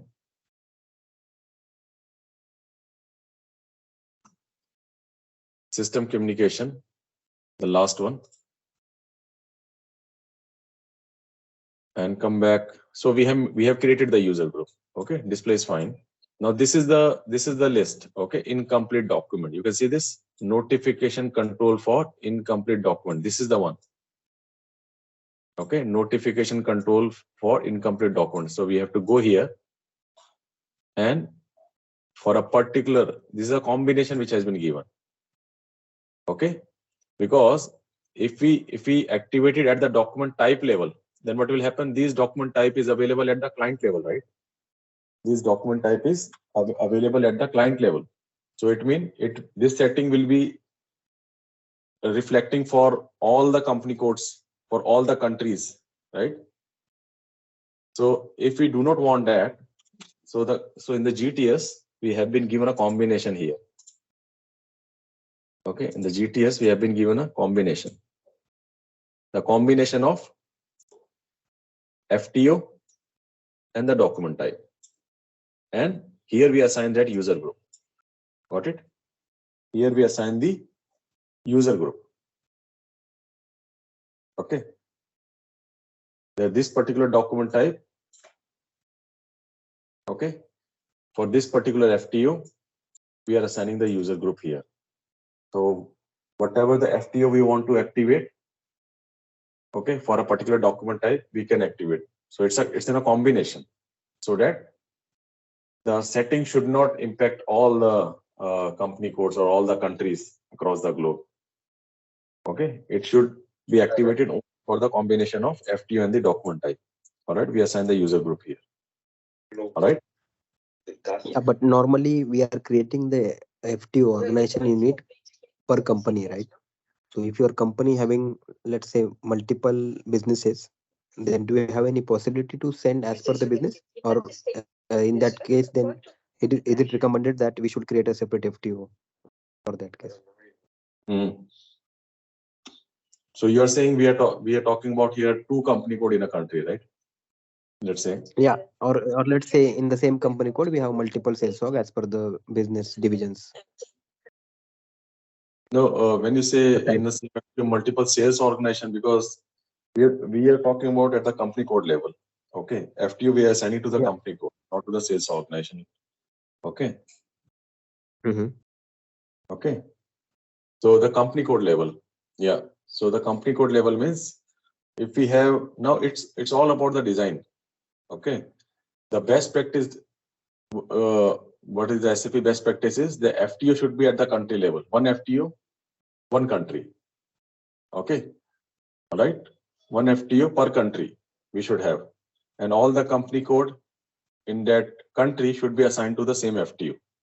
But because we want a different reporting, we want a different kind of a reporting, different custom treatment for a particular company code, and different custom treatment for a particular different company code.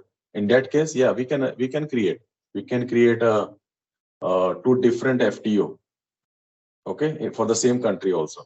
Two different FTO 1 for company code 1, FTO 2 for company code 2, but both these FTO is in the same country, let's say Germany. Okay, all right. So it's all about the business, okay, scenario, right? The best practice has been given so that at the country level, because the GTS is, we should look at the picture of the GTS for the country level, everything at the country level. When we are coming to the feeder system, we have a picture of company code level. But when we are coming to the GTS, the entire reporting, the entire customs, compliance rules, it is at the FTO level. Okay, for example, in US, we are exporting something from US to Germany. Okay, we are exporting something, and for, let's say we are exporting a mobile phone from US to Germany. And for this, we have a certain customs law that duty will be 1% duty. Okay, we have to pay 1% duty, export duty. Now, my client is having two company code. Company code 1 in US and company code 2 in US. Now, both company code are exporting. If I create two FTOs, okay, then what will happen? Here in my configuration, I have to create the same rule, custom duty, custom procedure, custom everything what I have to create at the FTO 1 level also, and the same I have to create FTO 2 level also. So it's a duplication basically what I'm doing. But if it is required for my business to bifurcate this, because I wanted to, because of some business requirement, I have to do that. FTO 1, I wanted to keep it separate. FTO 2, I want to keep it separate. So it is allowed. The system will allow you to create this and map it to the separate company code. Okay. Excuse me, Yash. Yeah. But if I remember correctly, in the configuration you showed where I am mapping my FTO to the feeder system, for the combination of my server and FTO, I can have only one entry. How can I map two FTO 1 and FTO 2 in the same one? No, I didn't say we can assign the FTO 1 and FTO 2 to the same company, same company code. I think you are understanding incorrect here. No, see, you are saying you are creating FTO 1 and FTO 2 for the same country, US. For the same country, US, yes. So how will you configure that mapping to feeder system for this scenario? That is not allowed. Yeah, that is allowed on the federal system and company code basis. So there is a two parameters, right, to map the FTO. But the server is same, right? No, 1 second. Yeah, one but second. and go for that initial screen. No, 1 second. Let's not confuse this.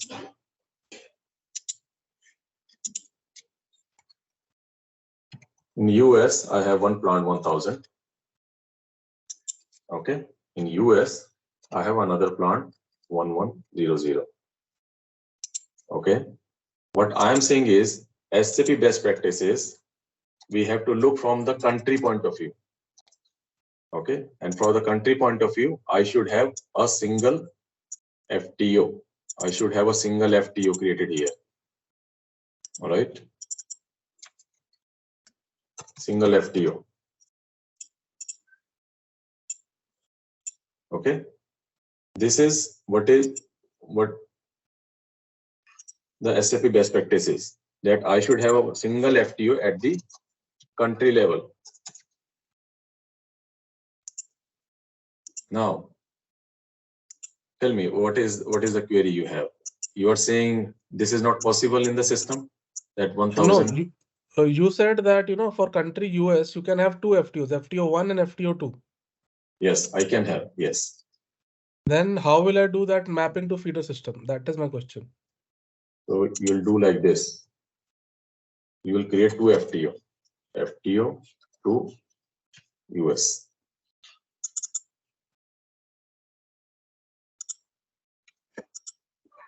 You do like this, right? You'll create 2 FTO, correct? In that case. So this is one-to-one. It's just a one-to-one mapping. Right?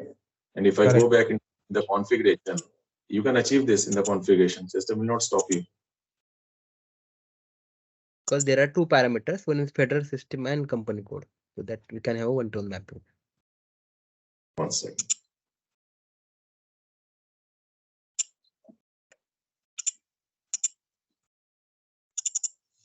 Now I'm coming here. I did this entry, right?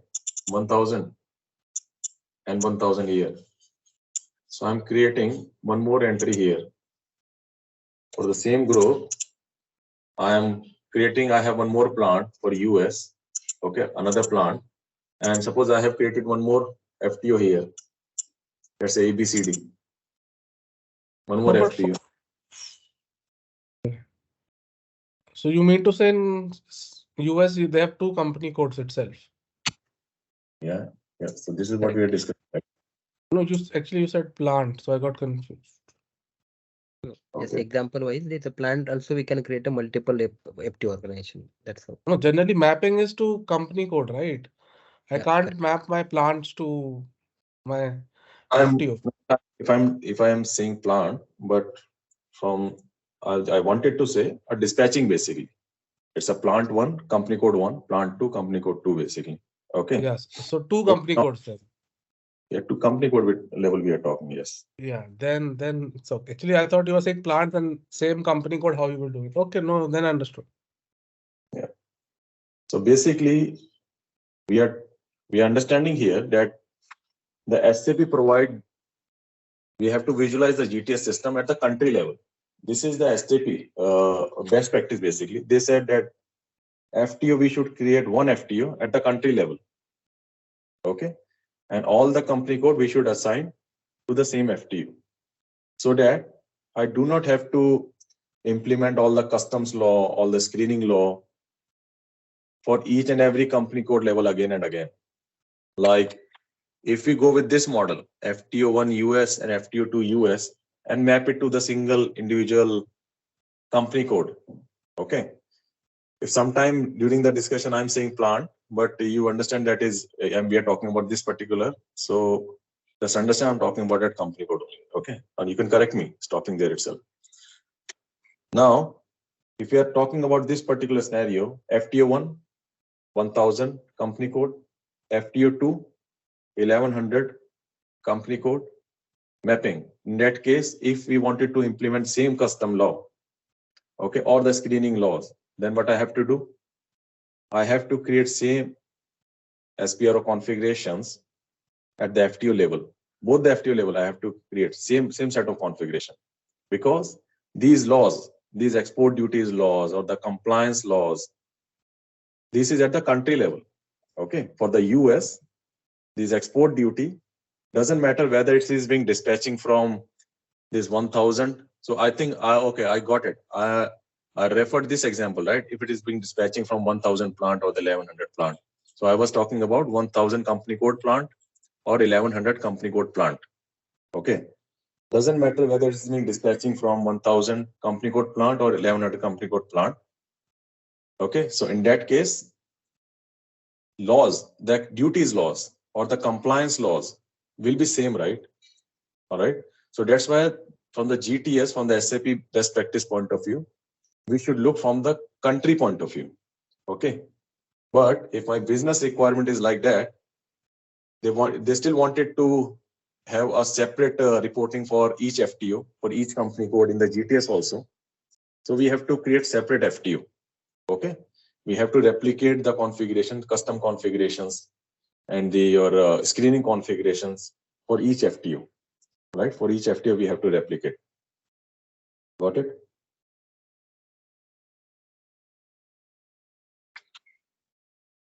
Okay. And how does that assignment supports when we are talking about the plant in case of double invoicing setup? How it will support it in GTS? So what do we mean by double invoicing? when we are supplying, okay, let's say we have a company code 1000, from let's Germany. say. Yeah, and then the plant is from another country or which having the different company code. Okay. In SAP normally we book the same sales order where we have the supplying company code is different than the selling company towards the customer. Mm-hmm. In that case, that plant, let's say legal unit in GTS language, that has to be assigned to the both the FTO then. So again, so you're talking about here, one of the company code is in 1000. It's in Germany, let's say. Okay. And another of the client company code, let's say 1200. It's in, let's say it's in Hong Kong. Okay. Yeah. And your customer is there in India. All right. Customer is in India. All right. Now this is a scenario. Let's talk about this. In that case, the first question is the FTO. Which FTO? Okay. Which, okay. In that case, we are not using the standard sales order in this case, right? Okay. Yeah, it's a standard sales order because double invoicing is supporting. Are you talking about the intercompany billing? IC billing, right? Yeah, that will be for the, the layman term scenario is that now in this example, okay, we are booking the order in Hong Kong, let's say, which is far nearby to the India. Okay, but Right. Hong Kong is supplying from Germany because that is just a trading activity that we are doing from Hong Kong. So Hong Kong, we have the legal entity which is supplying to India. Exactly. This is your intercompany billing scenario, right? This Yes, is IC billing. You call it as a billing to the customer will go to from Hong Kong in that case. Exactly. The billing from the customer will go to the Hong Kong, and there is an internal billing which will happening between Germany and the Hong Kong, right? Correct. Yeah. So this is your intercompany billing scenario. Okay. Yeah. You call it as a double billing, and but this is a standard SAP standard your process name is intercompany billing. Okay. So these intercompany billing, if you are coming to map to the GTS system, so the scenario I understand it's an intercompany billing scenario. So what is the question here? And now in this case, our legal unit, let's say plant is legal unit, right? In that case, so Germany plant will be the legal unit. So we have to assign that legal unit to both FTO 1000 as well as 1200.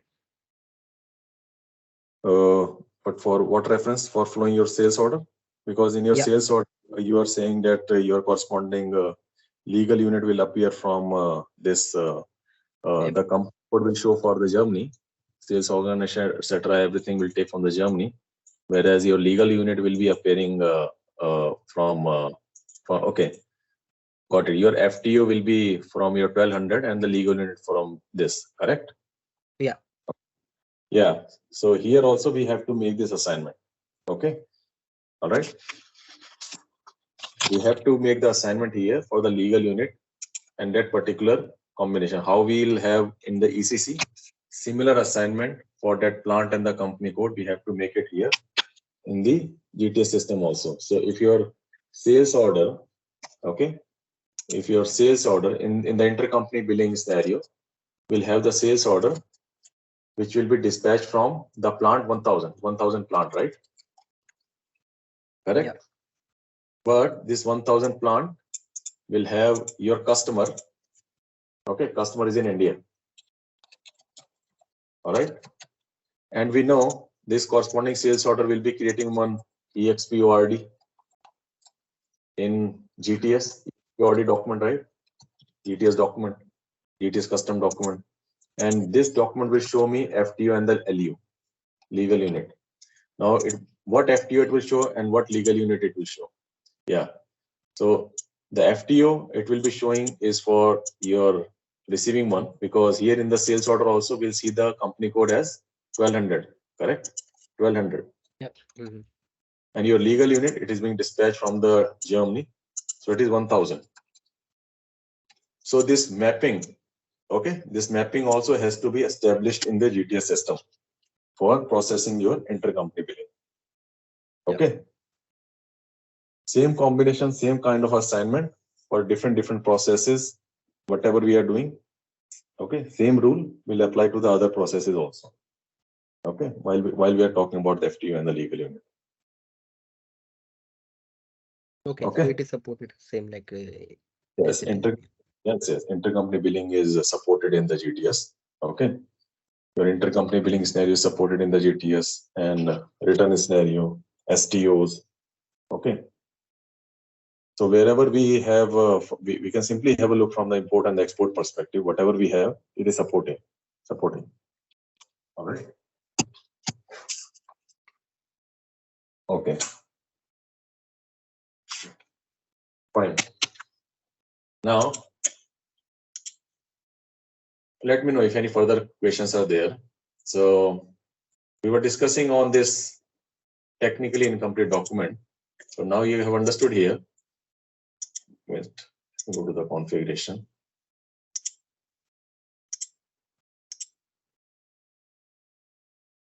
Yeah, here.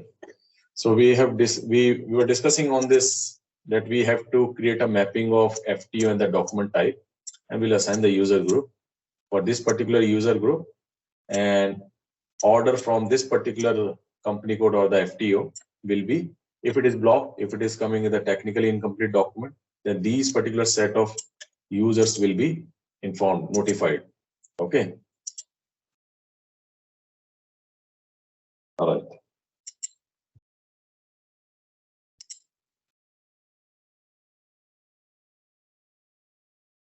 What next? We discuss the organization structure, document structure we are discussing. Okay, define document type. Let's go to EXPORD again. So we discuss this flag. Now coming to this access control calculation profile. Now this particular thing is for your duties, this calculation profile that you see here, right? We have it here, the standard one, EXP01. Okay, this is a calculation profile. We use it for the duty calculation. Okay, this is just like your procedure you have, right? So how you have your pricing procedure there, the combination of sales area and your document indicator and the customer indicator, right? For the pricing, and you assign to the pricing. So, but here we have a document type. We can directly assign it to the document type. That this particular document type will use this calculation profile. But under this calculation profile, we'll have a duty calculation procedures. Okay. All right. And whether we want a same profile across the globe for carrying out all the export. Okay, because you can see here, it is just a single drop down here. Okay. And this document type is at the client level, correct? This document type EXPORD is it at the client level used by all the countries. Okay. Again, when coming to the GTS, we should how we should visualize. We should visualize from the country's point of view. Okay. Yeah, when we are talking about FTO and the legal unit and all, then yeah, we can talk from the company code and the plant perspective. Okay, how many company code, how many plant. But other than that, we should visualize from the country's perspective. Okay, this is what SAP best practice is all about. So now coming to this indicator calculation profile, this particular document type is client level. So client level means it is available for all the countries. EXPORD. This particular document type is used by all the countries across the globe. It means if I set this profile EXP01 export calculation profile, okay, so what will happen? This particular calculation profile, duty profile, okay, will be used by all the countries. Okay, all the countries using this EXPORD document type has to use the same calculation profile, but every country can have a different export duties, right, in their calculation profile. Calculation profile is just like a procedure. So similarly, every country may have a different export duties. So not all the countries can use the same calculation profile. So for which we have here access control. So in this access control, if you keep it as a document type, if you just select as a document type, then what will happen?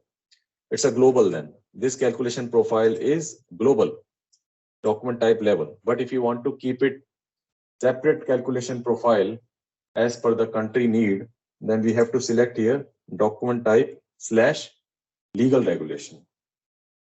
Okay, we'll be coming and discussing the legal regulation. As a layman, you can understand legal regulation as a global trade rule book. Okay, legal regulation is a rule book basically. Okay, rule book for global trade, whether it's a compliance rule, screening rule, custom import export rule, transit rules. Got it? All right. So it's a document type specific to and each rule book. Legal regulation is a kind of a rule book. Each rule book for each country, they have their specific rule book. All right. So that's why if we wanted to have a calculation profile, this calculation profile specific to a particular document type and the country combination, for which GTS has provided you this drop down, document type / legal regulation. You select here, you maintain one default value here. Okay. And then we have to come to this sub node, control setting by legal regulation. When you come here, control setting by legal, as of now, we have only one entry. Okay. For US, similarly, I can create one more legal regulation. Let's say for Canada.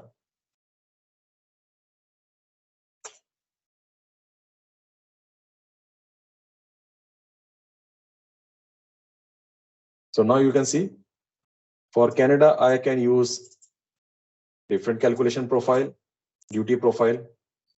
For USA, I can use a different calculation profile. Okay. And how about rest of the world? My client can have a presence in 50 countries, but I have maintained the preference of Canada and US only. But how about the other 48 countries? So all the other 48 countries, whatever I have not maintained, will use this default calculation profile here, the default one. Okay. Got it? So basically this thing is being controlled from this access control. Okay, this drop down is controlling all this. Okay. So if the globally all the countries having, okay, we can configure using the same calculation profile. So just we keep it as a document type. But if some of the country, I need a different calculation profile, different duties, different procedure altogether, then I have to set it as a document type / legal regulation. Come to this control setting by legal regulation. For that particular country, that particular legal regulation, we can assign a separate calculation profile here. Okay, got it? So this sub node will come only in that particular cases. Okay, if there is a country specific conditions, country specific settings, if you want to make, then we can come here, and that too country specific setting here, it has been given the calculation profile. Only for the calculation profile, we can do the country specific setting. For then it's a document type and this country's legal regulation combination becomes. Okay, for this calculation profile. For the other, it is just a document type. For the other countries, which is not maintained for the legal regulation against, it is simply the document type and the calculation profile, the default values. Okay. All right. Now, rest of the fields are like it is a BW is activated. We want to have the downstream data. Then we have to flag this checkbox. It is not only flagging the checkbox. We also have to do further enhancement here. Then event management, if you wanted to integrate, that time we use the BPT type. So we have the different BPT associated with the event management. So this is all for the integration. Okay, the integration point of view, we have this set for the 3. Right. So similar setting, you have it for other document type also. If you go to the EXPDLV, same setting you have here also. Your import export number range, log, follow function, access control, calculation profile. Okay, so these settings are, these fields have the same setting in all the EXP DLB, XPORD, IMP DLB, IMPORD. Okay, let's go to the custom declaration and have a look what we have in the declaration. So similar set, import, export, number, range, document transfer, but here you have in the access control. So I am in currently declaration document type, custom, LO means logistics, AX means export. So custom export declaration. Access control, you know how this document, what is this document type and the document type legal regulation combination. If you maintain this legal regulation, then the additional setting for these parameter given here, these parameter, if you wanted to make some additional setting for the country specific, then we can go down and we can maintain these parameter, a separate partner group action profile, calculation profile, and the tax determination procedure for this document type and the legal regulation combination. Okay, only for this. So this parameter, you know, partner grouping, as I told you, we'll be discussing on this partner grouping, action profile. Action profile, anyhow, the customs, we have an overview, so I won't be going in the detail of when we are coming to the customs. Same for the tax determination and the calculation profile too. But these fields, which has been given here, we can make a country specific setting using this access control drop down. Okay, item category for the previous documents like your EXPORD, EXPDLV, IMPORD, IMPDLV, there is no item category has been mentioned in their corresponding document type. But for the declaration, the item category is mentioned within the document type only. Okay, for the declaration, you have two types of declaration, export declaration and import declaration. In both declaration, there is a corresponding item category has been mentioned here. Same item category, CLPOS item category.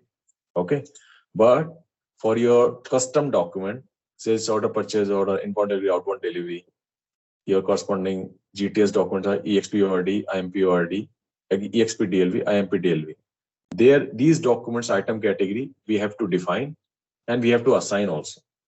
Okay, we have to define and assign. But when we are talking about the declarations, okay, export and import declaration, export against the performer and import against the work list, purchase order or the good receipt work list. So for these document type, we do not have to define any item category.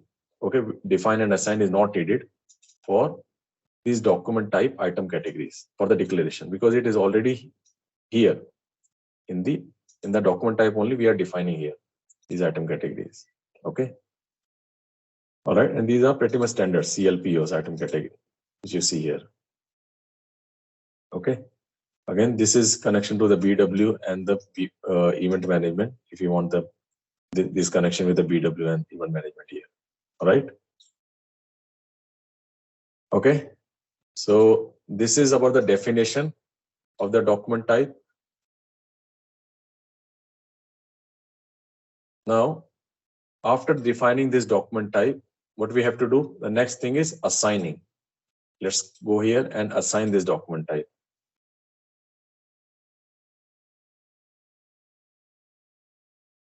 Okay, our standard one is, this is my group, GTS GRP 001. Okay, it is GRP 001. Let's double click on this entry. You can see here the standard document type TA assigned to EXPORD. Okay, with application level SD0A. SD0A. So this application level, I told you guys while we discussing the GTS plugin, what is this SD0A, SD0B, MM0, MM0B. So SD0 is for your order. Okay, again, you can type anything here, system is not going to validate. So just make sure while maintaining this setting. Okay, it has been maintained only for your document type. So let me maintain for the inbound delivery and the other thing also. So let's go one by one. Order SD0B. My group is GRP001. Feeder system document type for the outbound delivery, it is LF. LF. It is the outbound delivery. Okay, outbound delivery. And document type is, what is the document type for the outbound delivery? Anyone?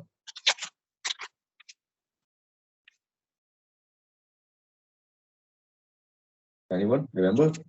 What is the document type for the yeah? EXP DLV. EXP DLV. Yeah.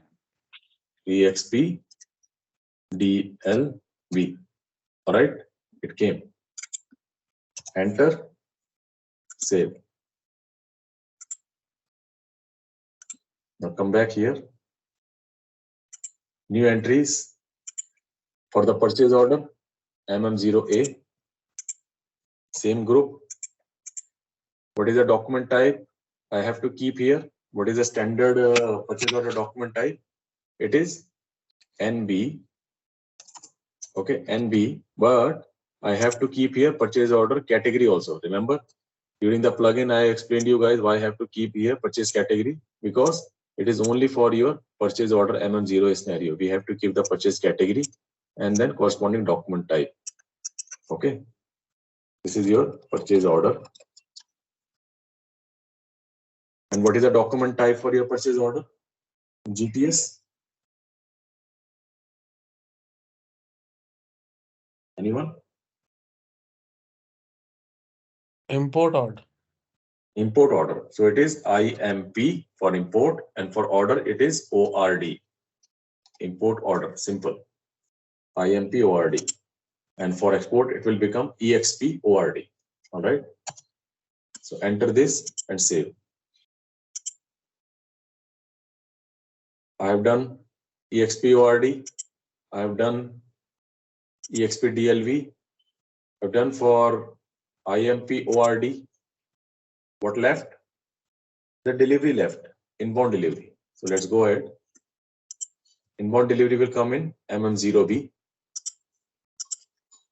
Give the group here, document type, give here the document type EL, and mention here inbound delivery. And document type. So this time it is import delivery. So IMP DLV. Okay. So this mapping is done. So we have defined, we have assigned. All right. We have defined, we have assigned. Now coming to this, next is item category. We have to define, we have to assign. So let's go and definition of item categories. Item categories for custom management, we know already, we do not have to assign. We have defined here CLPOS, but these item categories already there in the document type for the custom declarations. Okay, CULOEX, CULOIM. So this item category we do not have to assign. For the custom documents, four. Okay, order. Okay, sales order. Okay, outbound delivery, purchase order, inbound delivery. We have created the item categories. So it is just a table entry. You can see here EXP or D1. Okay, here we do not have P. Here, okay, we have removed the P. So it is just EX, ORD, and 1 at the end. Okay, that's it. This is the only change. It is EX DLV 1. I am DLV 1. I am ORD 1. We have removed the P. Okay, and we added the 1 at the end. That's it. So it is easy to remember. Okay, so it's just a table entry. You can see here. We do not have, we just have a entry here and the description. That's it. Okay, but this table entry, okay, this table entry will help the GTS system to understand whether these are the, what kind of item category is this. It means a kind of a differentiation it will give. For example, some are the standard item, some are the free goods item. For standard item, we want it to carry out the screening, but for the free goods, we don't want to carry out the screening. Okay, let's say license check. For the standard item TAN, I want the GTS system to screen and check for the license. Okay, license is needed or not needed for the standard item.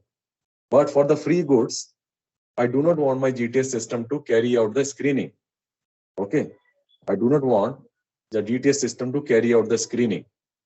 Okay, so I have to my GTS system should differentiate between these two item categories, right? So this item category is just an indicator to differentiate between the item categories, two item categories, which is coming from the feeder system. Okay. So based on these item category differentiation, if I have two item categories, suppose I have created one item category for the standard item ORD1, and for the free goods, I have created another one ORD2. So for ORD1, I can activate the screening, and ORD2, I will not activate the screening in the GTS system. Okay. So for that purpose, we need this item category. We do not have any further details here in this definition. You can see it's just a table entry, but this item category, we are going to assign with the feeder system item category just to differentiate between different item category, because at the item category level, we can activate the screening. For some of the item category, if you want to activate, some of the item category, you do not want to activate the screening. Okay. For that purpose, we need this item category here. Okay. To differentiate the different items of your sales order and the purchase order. Okay. So we have defined here and then assign the item category. So in the assignment, you can see here, my group is GRP001. Already I have assigned the standard order. Okay. This is the standard order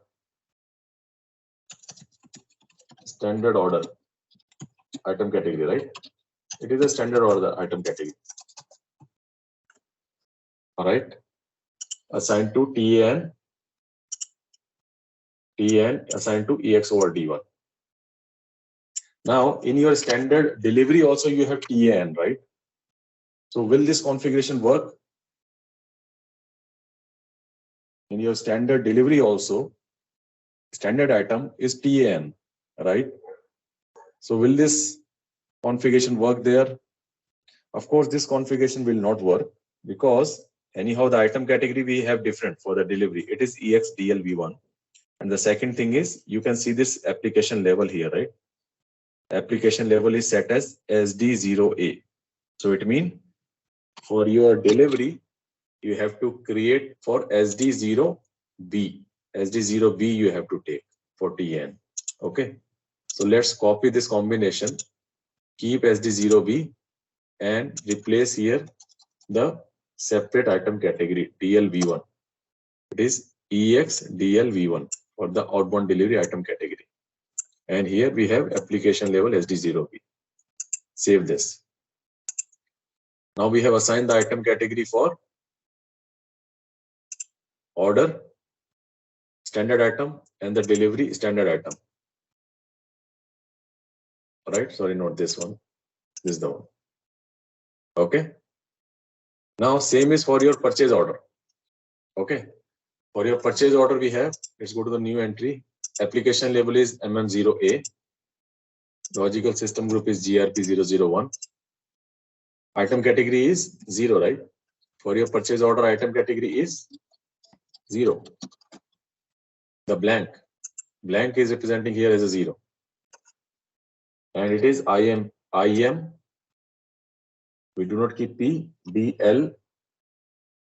Sorry, IM ORD1. Import order item category. IM ORD1. Done. And for your inbound delivery, it is MM0B. Group is GRP001. Inbound delivery item category is ELN, right? ELN, right? Inbound delivery item category.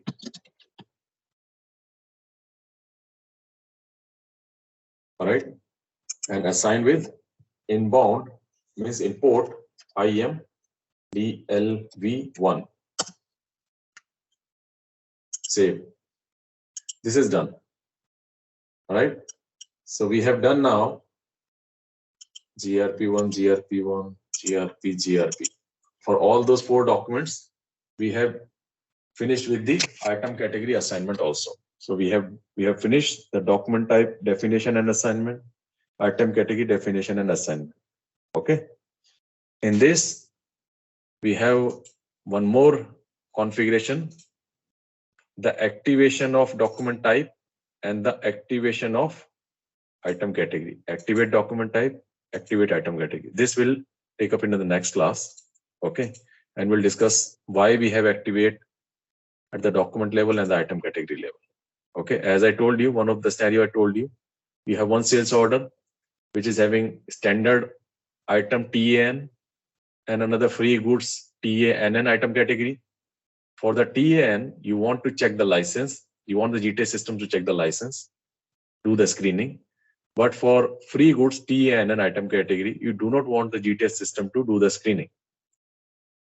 So for that purpose, we have this activation of item category. Okay, activation. Similar node, we have the document type also activation, document type activation for similar requirement at the document type level. All right. So this piece of SPRO we'll discuss in the next class. We'll discuss in detail about this. Okay. So today we finished the organization structure, whatever we have discussed in the PPT yesterday, organization structure and the partner structure. Okay. And the document structure, organization structure, partner structure, and the document structure we discussed today. All right. Let me know if you guys have any query, anything you want me to repeat. Just a question on the assignment that we have done now. There was the option to have the manual assignment and the automatic one. So how does that automatic works? So whenever we go for the assignment here, right? Yeah, we do have two options here. Automatic transfer of the document type. Okay. So you can see here we have given one logical system. Okay. And a corresponding application level, that what kind of a document type we can import here. Purchase document type, sales document, outbound delivery. Okay. So basically what will happen here, if we want a single run where a RFC will be triggered. Okay. And it will catch the information from the particular logical system. Okay. For a particular level, purchase document means all the purchase order, all the purchase order type, the corresponding table will be pulled here. Okay. And it will maintain the entry. It will just maintain the entry. What do we mean by maintaining the entry? This entry, the logical system level, it will maintain just this entry, the application level, logical system, and the corresponding document type. This is the entry it will create, but it will not create a corresponding mapping with the GTS document type. Okay, it will not create that. So if you want to do that, we can do that. Yeah, using the automatic transfer, we can just have to give the corresponding logical system. Okay, when coming to the GTS system, it will pull that logical system group level and it will create this table entry. But only creating this table entry, anyhow, we have to come and we have to then assign each and every document type here for the GTS. Okay, all right. So eventually in that case also, we have to do that manual work, right? Assigning this document type. So if we, anyhow, we are doing this, and the other thing is that automatic transfer will pull the entire table. You may have 100 document type for the PO, but not necessarily all the document type you will be activating for the GTS. Out of those 100, let's say you're activating only 15. But this is going to pull the entire 100 document type in the GTS system. So that's why even during the implementation, we never use this automatic transfer. Okay, because anyhow, for the after automatic also, you have to do the manual mapping. And moreover, it is going to pull all the document type. Okay. All right. Yeah. And just where does this 100 entries come from? We have not maintained anything in GTS, right? No, it is a logical system given here, right? It will come from that logical system, whatever you maintain with your feeder system. Yeah.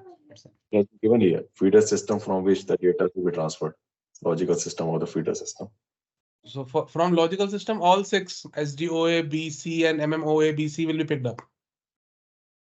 As per the application level given here. So I think Okay. this is a good options when we have that lot of like custom documents we have created and that we want to pull in here. There is no Correct. need to create one by one entry. With the application But level, again, we can pull all the data here. it is going to create an entry in the table, but it is not Correct, going to correct. match Yeah. the GTS system. Okay, so manual work will be there anyhow. Okay. Yeah. All right. And is it that it will pick all the, let's say I have selected SDOA. So it will select all the SDOA or something we can restrict in ECC side also? Yeah, ECC side also we can restrict, right, in the plugin. Okay. Okay. And oh, this is going to refer the plugin only. Okay. So whatever we have activated in ECC, those will be picked up here. Yes. And in one of the drop down, I saw FI01 also. What is that?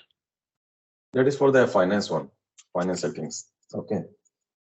You're talking about this one here, right? FI payments. Yeah, as I in the first session only I told you guys the GTS is not only for SD and MM. We have the financial statement also that can be uploaded in the GTS system. We do have the HR system also can be connected with your GTS system. Okay. So if we have those systems connected, then the corresponding document type, if you wanted to configure here, then the FI payment you have there. Okay. So in the finance also we have the document and the document types, right? So those configuration we have to do under this application level. And it is same as MMOA and MMOB that in plugin you maintain it in ECC and here you maintain the corresponding mapping. Correct. Similarly, GTMM. Okay. Understood. Yeah. Okay. But in plugin, if I'm not wrong, in ECC there were only 6 MM0ABC and SDOABC. Correct. There is no FI and GTM. So in the plugin you have bodies also. Okay. So for creating your payment upload into the GTS, we have to enhance this body. Okay. The application level exists. Yeah, I agree that you can see the 6 in the control transfer configuration. So when I say plugin, I'm talking about all the configuration, including control transfer. The one that you are referring about the control setting. Okay. Control transfer, transferring the control transfer configuration you're talking about. Correct. There okay, but other application level also we do have, but those are available in the bodies. Okay. It exists, but that doesn't appear in this control transfer setting. Okay. And for that, we will have to reach out to our technical team only. Yes. Okay. But that again, we should understand that we should also have the finance knowledge too. Okay.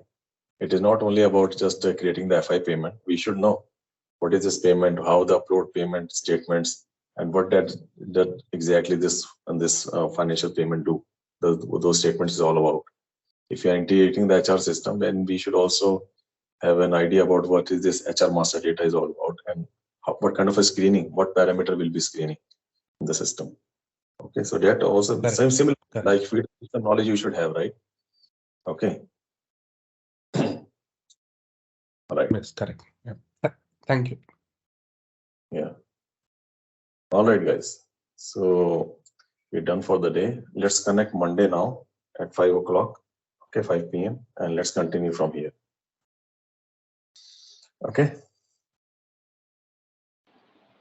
Yeah, just a gentle reminder. You please tell ZaranTech team to upload the document. I mean, a video. So the coming weekend we can go through this. Yeah, one second. Akash, Mike, are you there from the ZaranTech? All right. I think no one is there. I'll just drop them an email. Okay. And I'll coordinate. Yeah. Oh, Yeah, hello, Yash. Yeah, hello, Yash. This is Richa here. Yash, like one more query, like this, we have received it, this GUI download link in the mail. But if we need help, like to install, because we are facing some issues, so how can we do that? The installation, you're getting some error or something, or?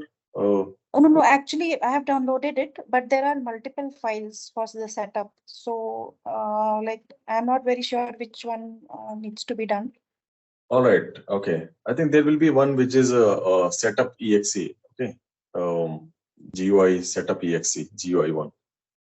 Yeah. Fine, guys. Do you have any other open point to be addressed, or shall we close for the day? All right. Yeah. So I think, Mike, you will be sharing them the steps to how to install those GUI. Okay. And that is Correct. Yeah, I'll share them with email. And the video recording, anyhow, you already told that it will be available and uploaded tomorrow afternoon. Okay. For all 3 days. All right. Fine, guys. So let's close for the day and let's meet Monday, 5 p.m. Thanks a lot. Thank you, Yash. Thank you. Thank Bye. you, Yash.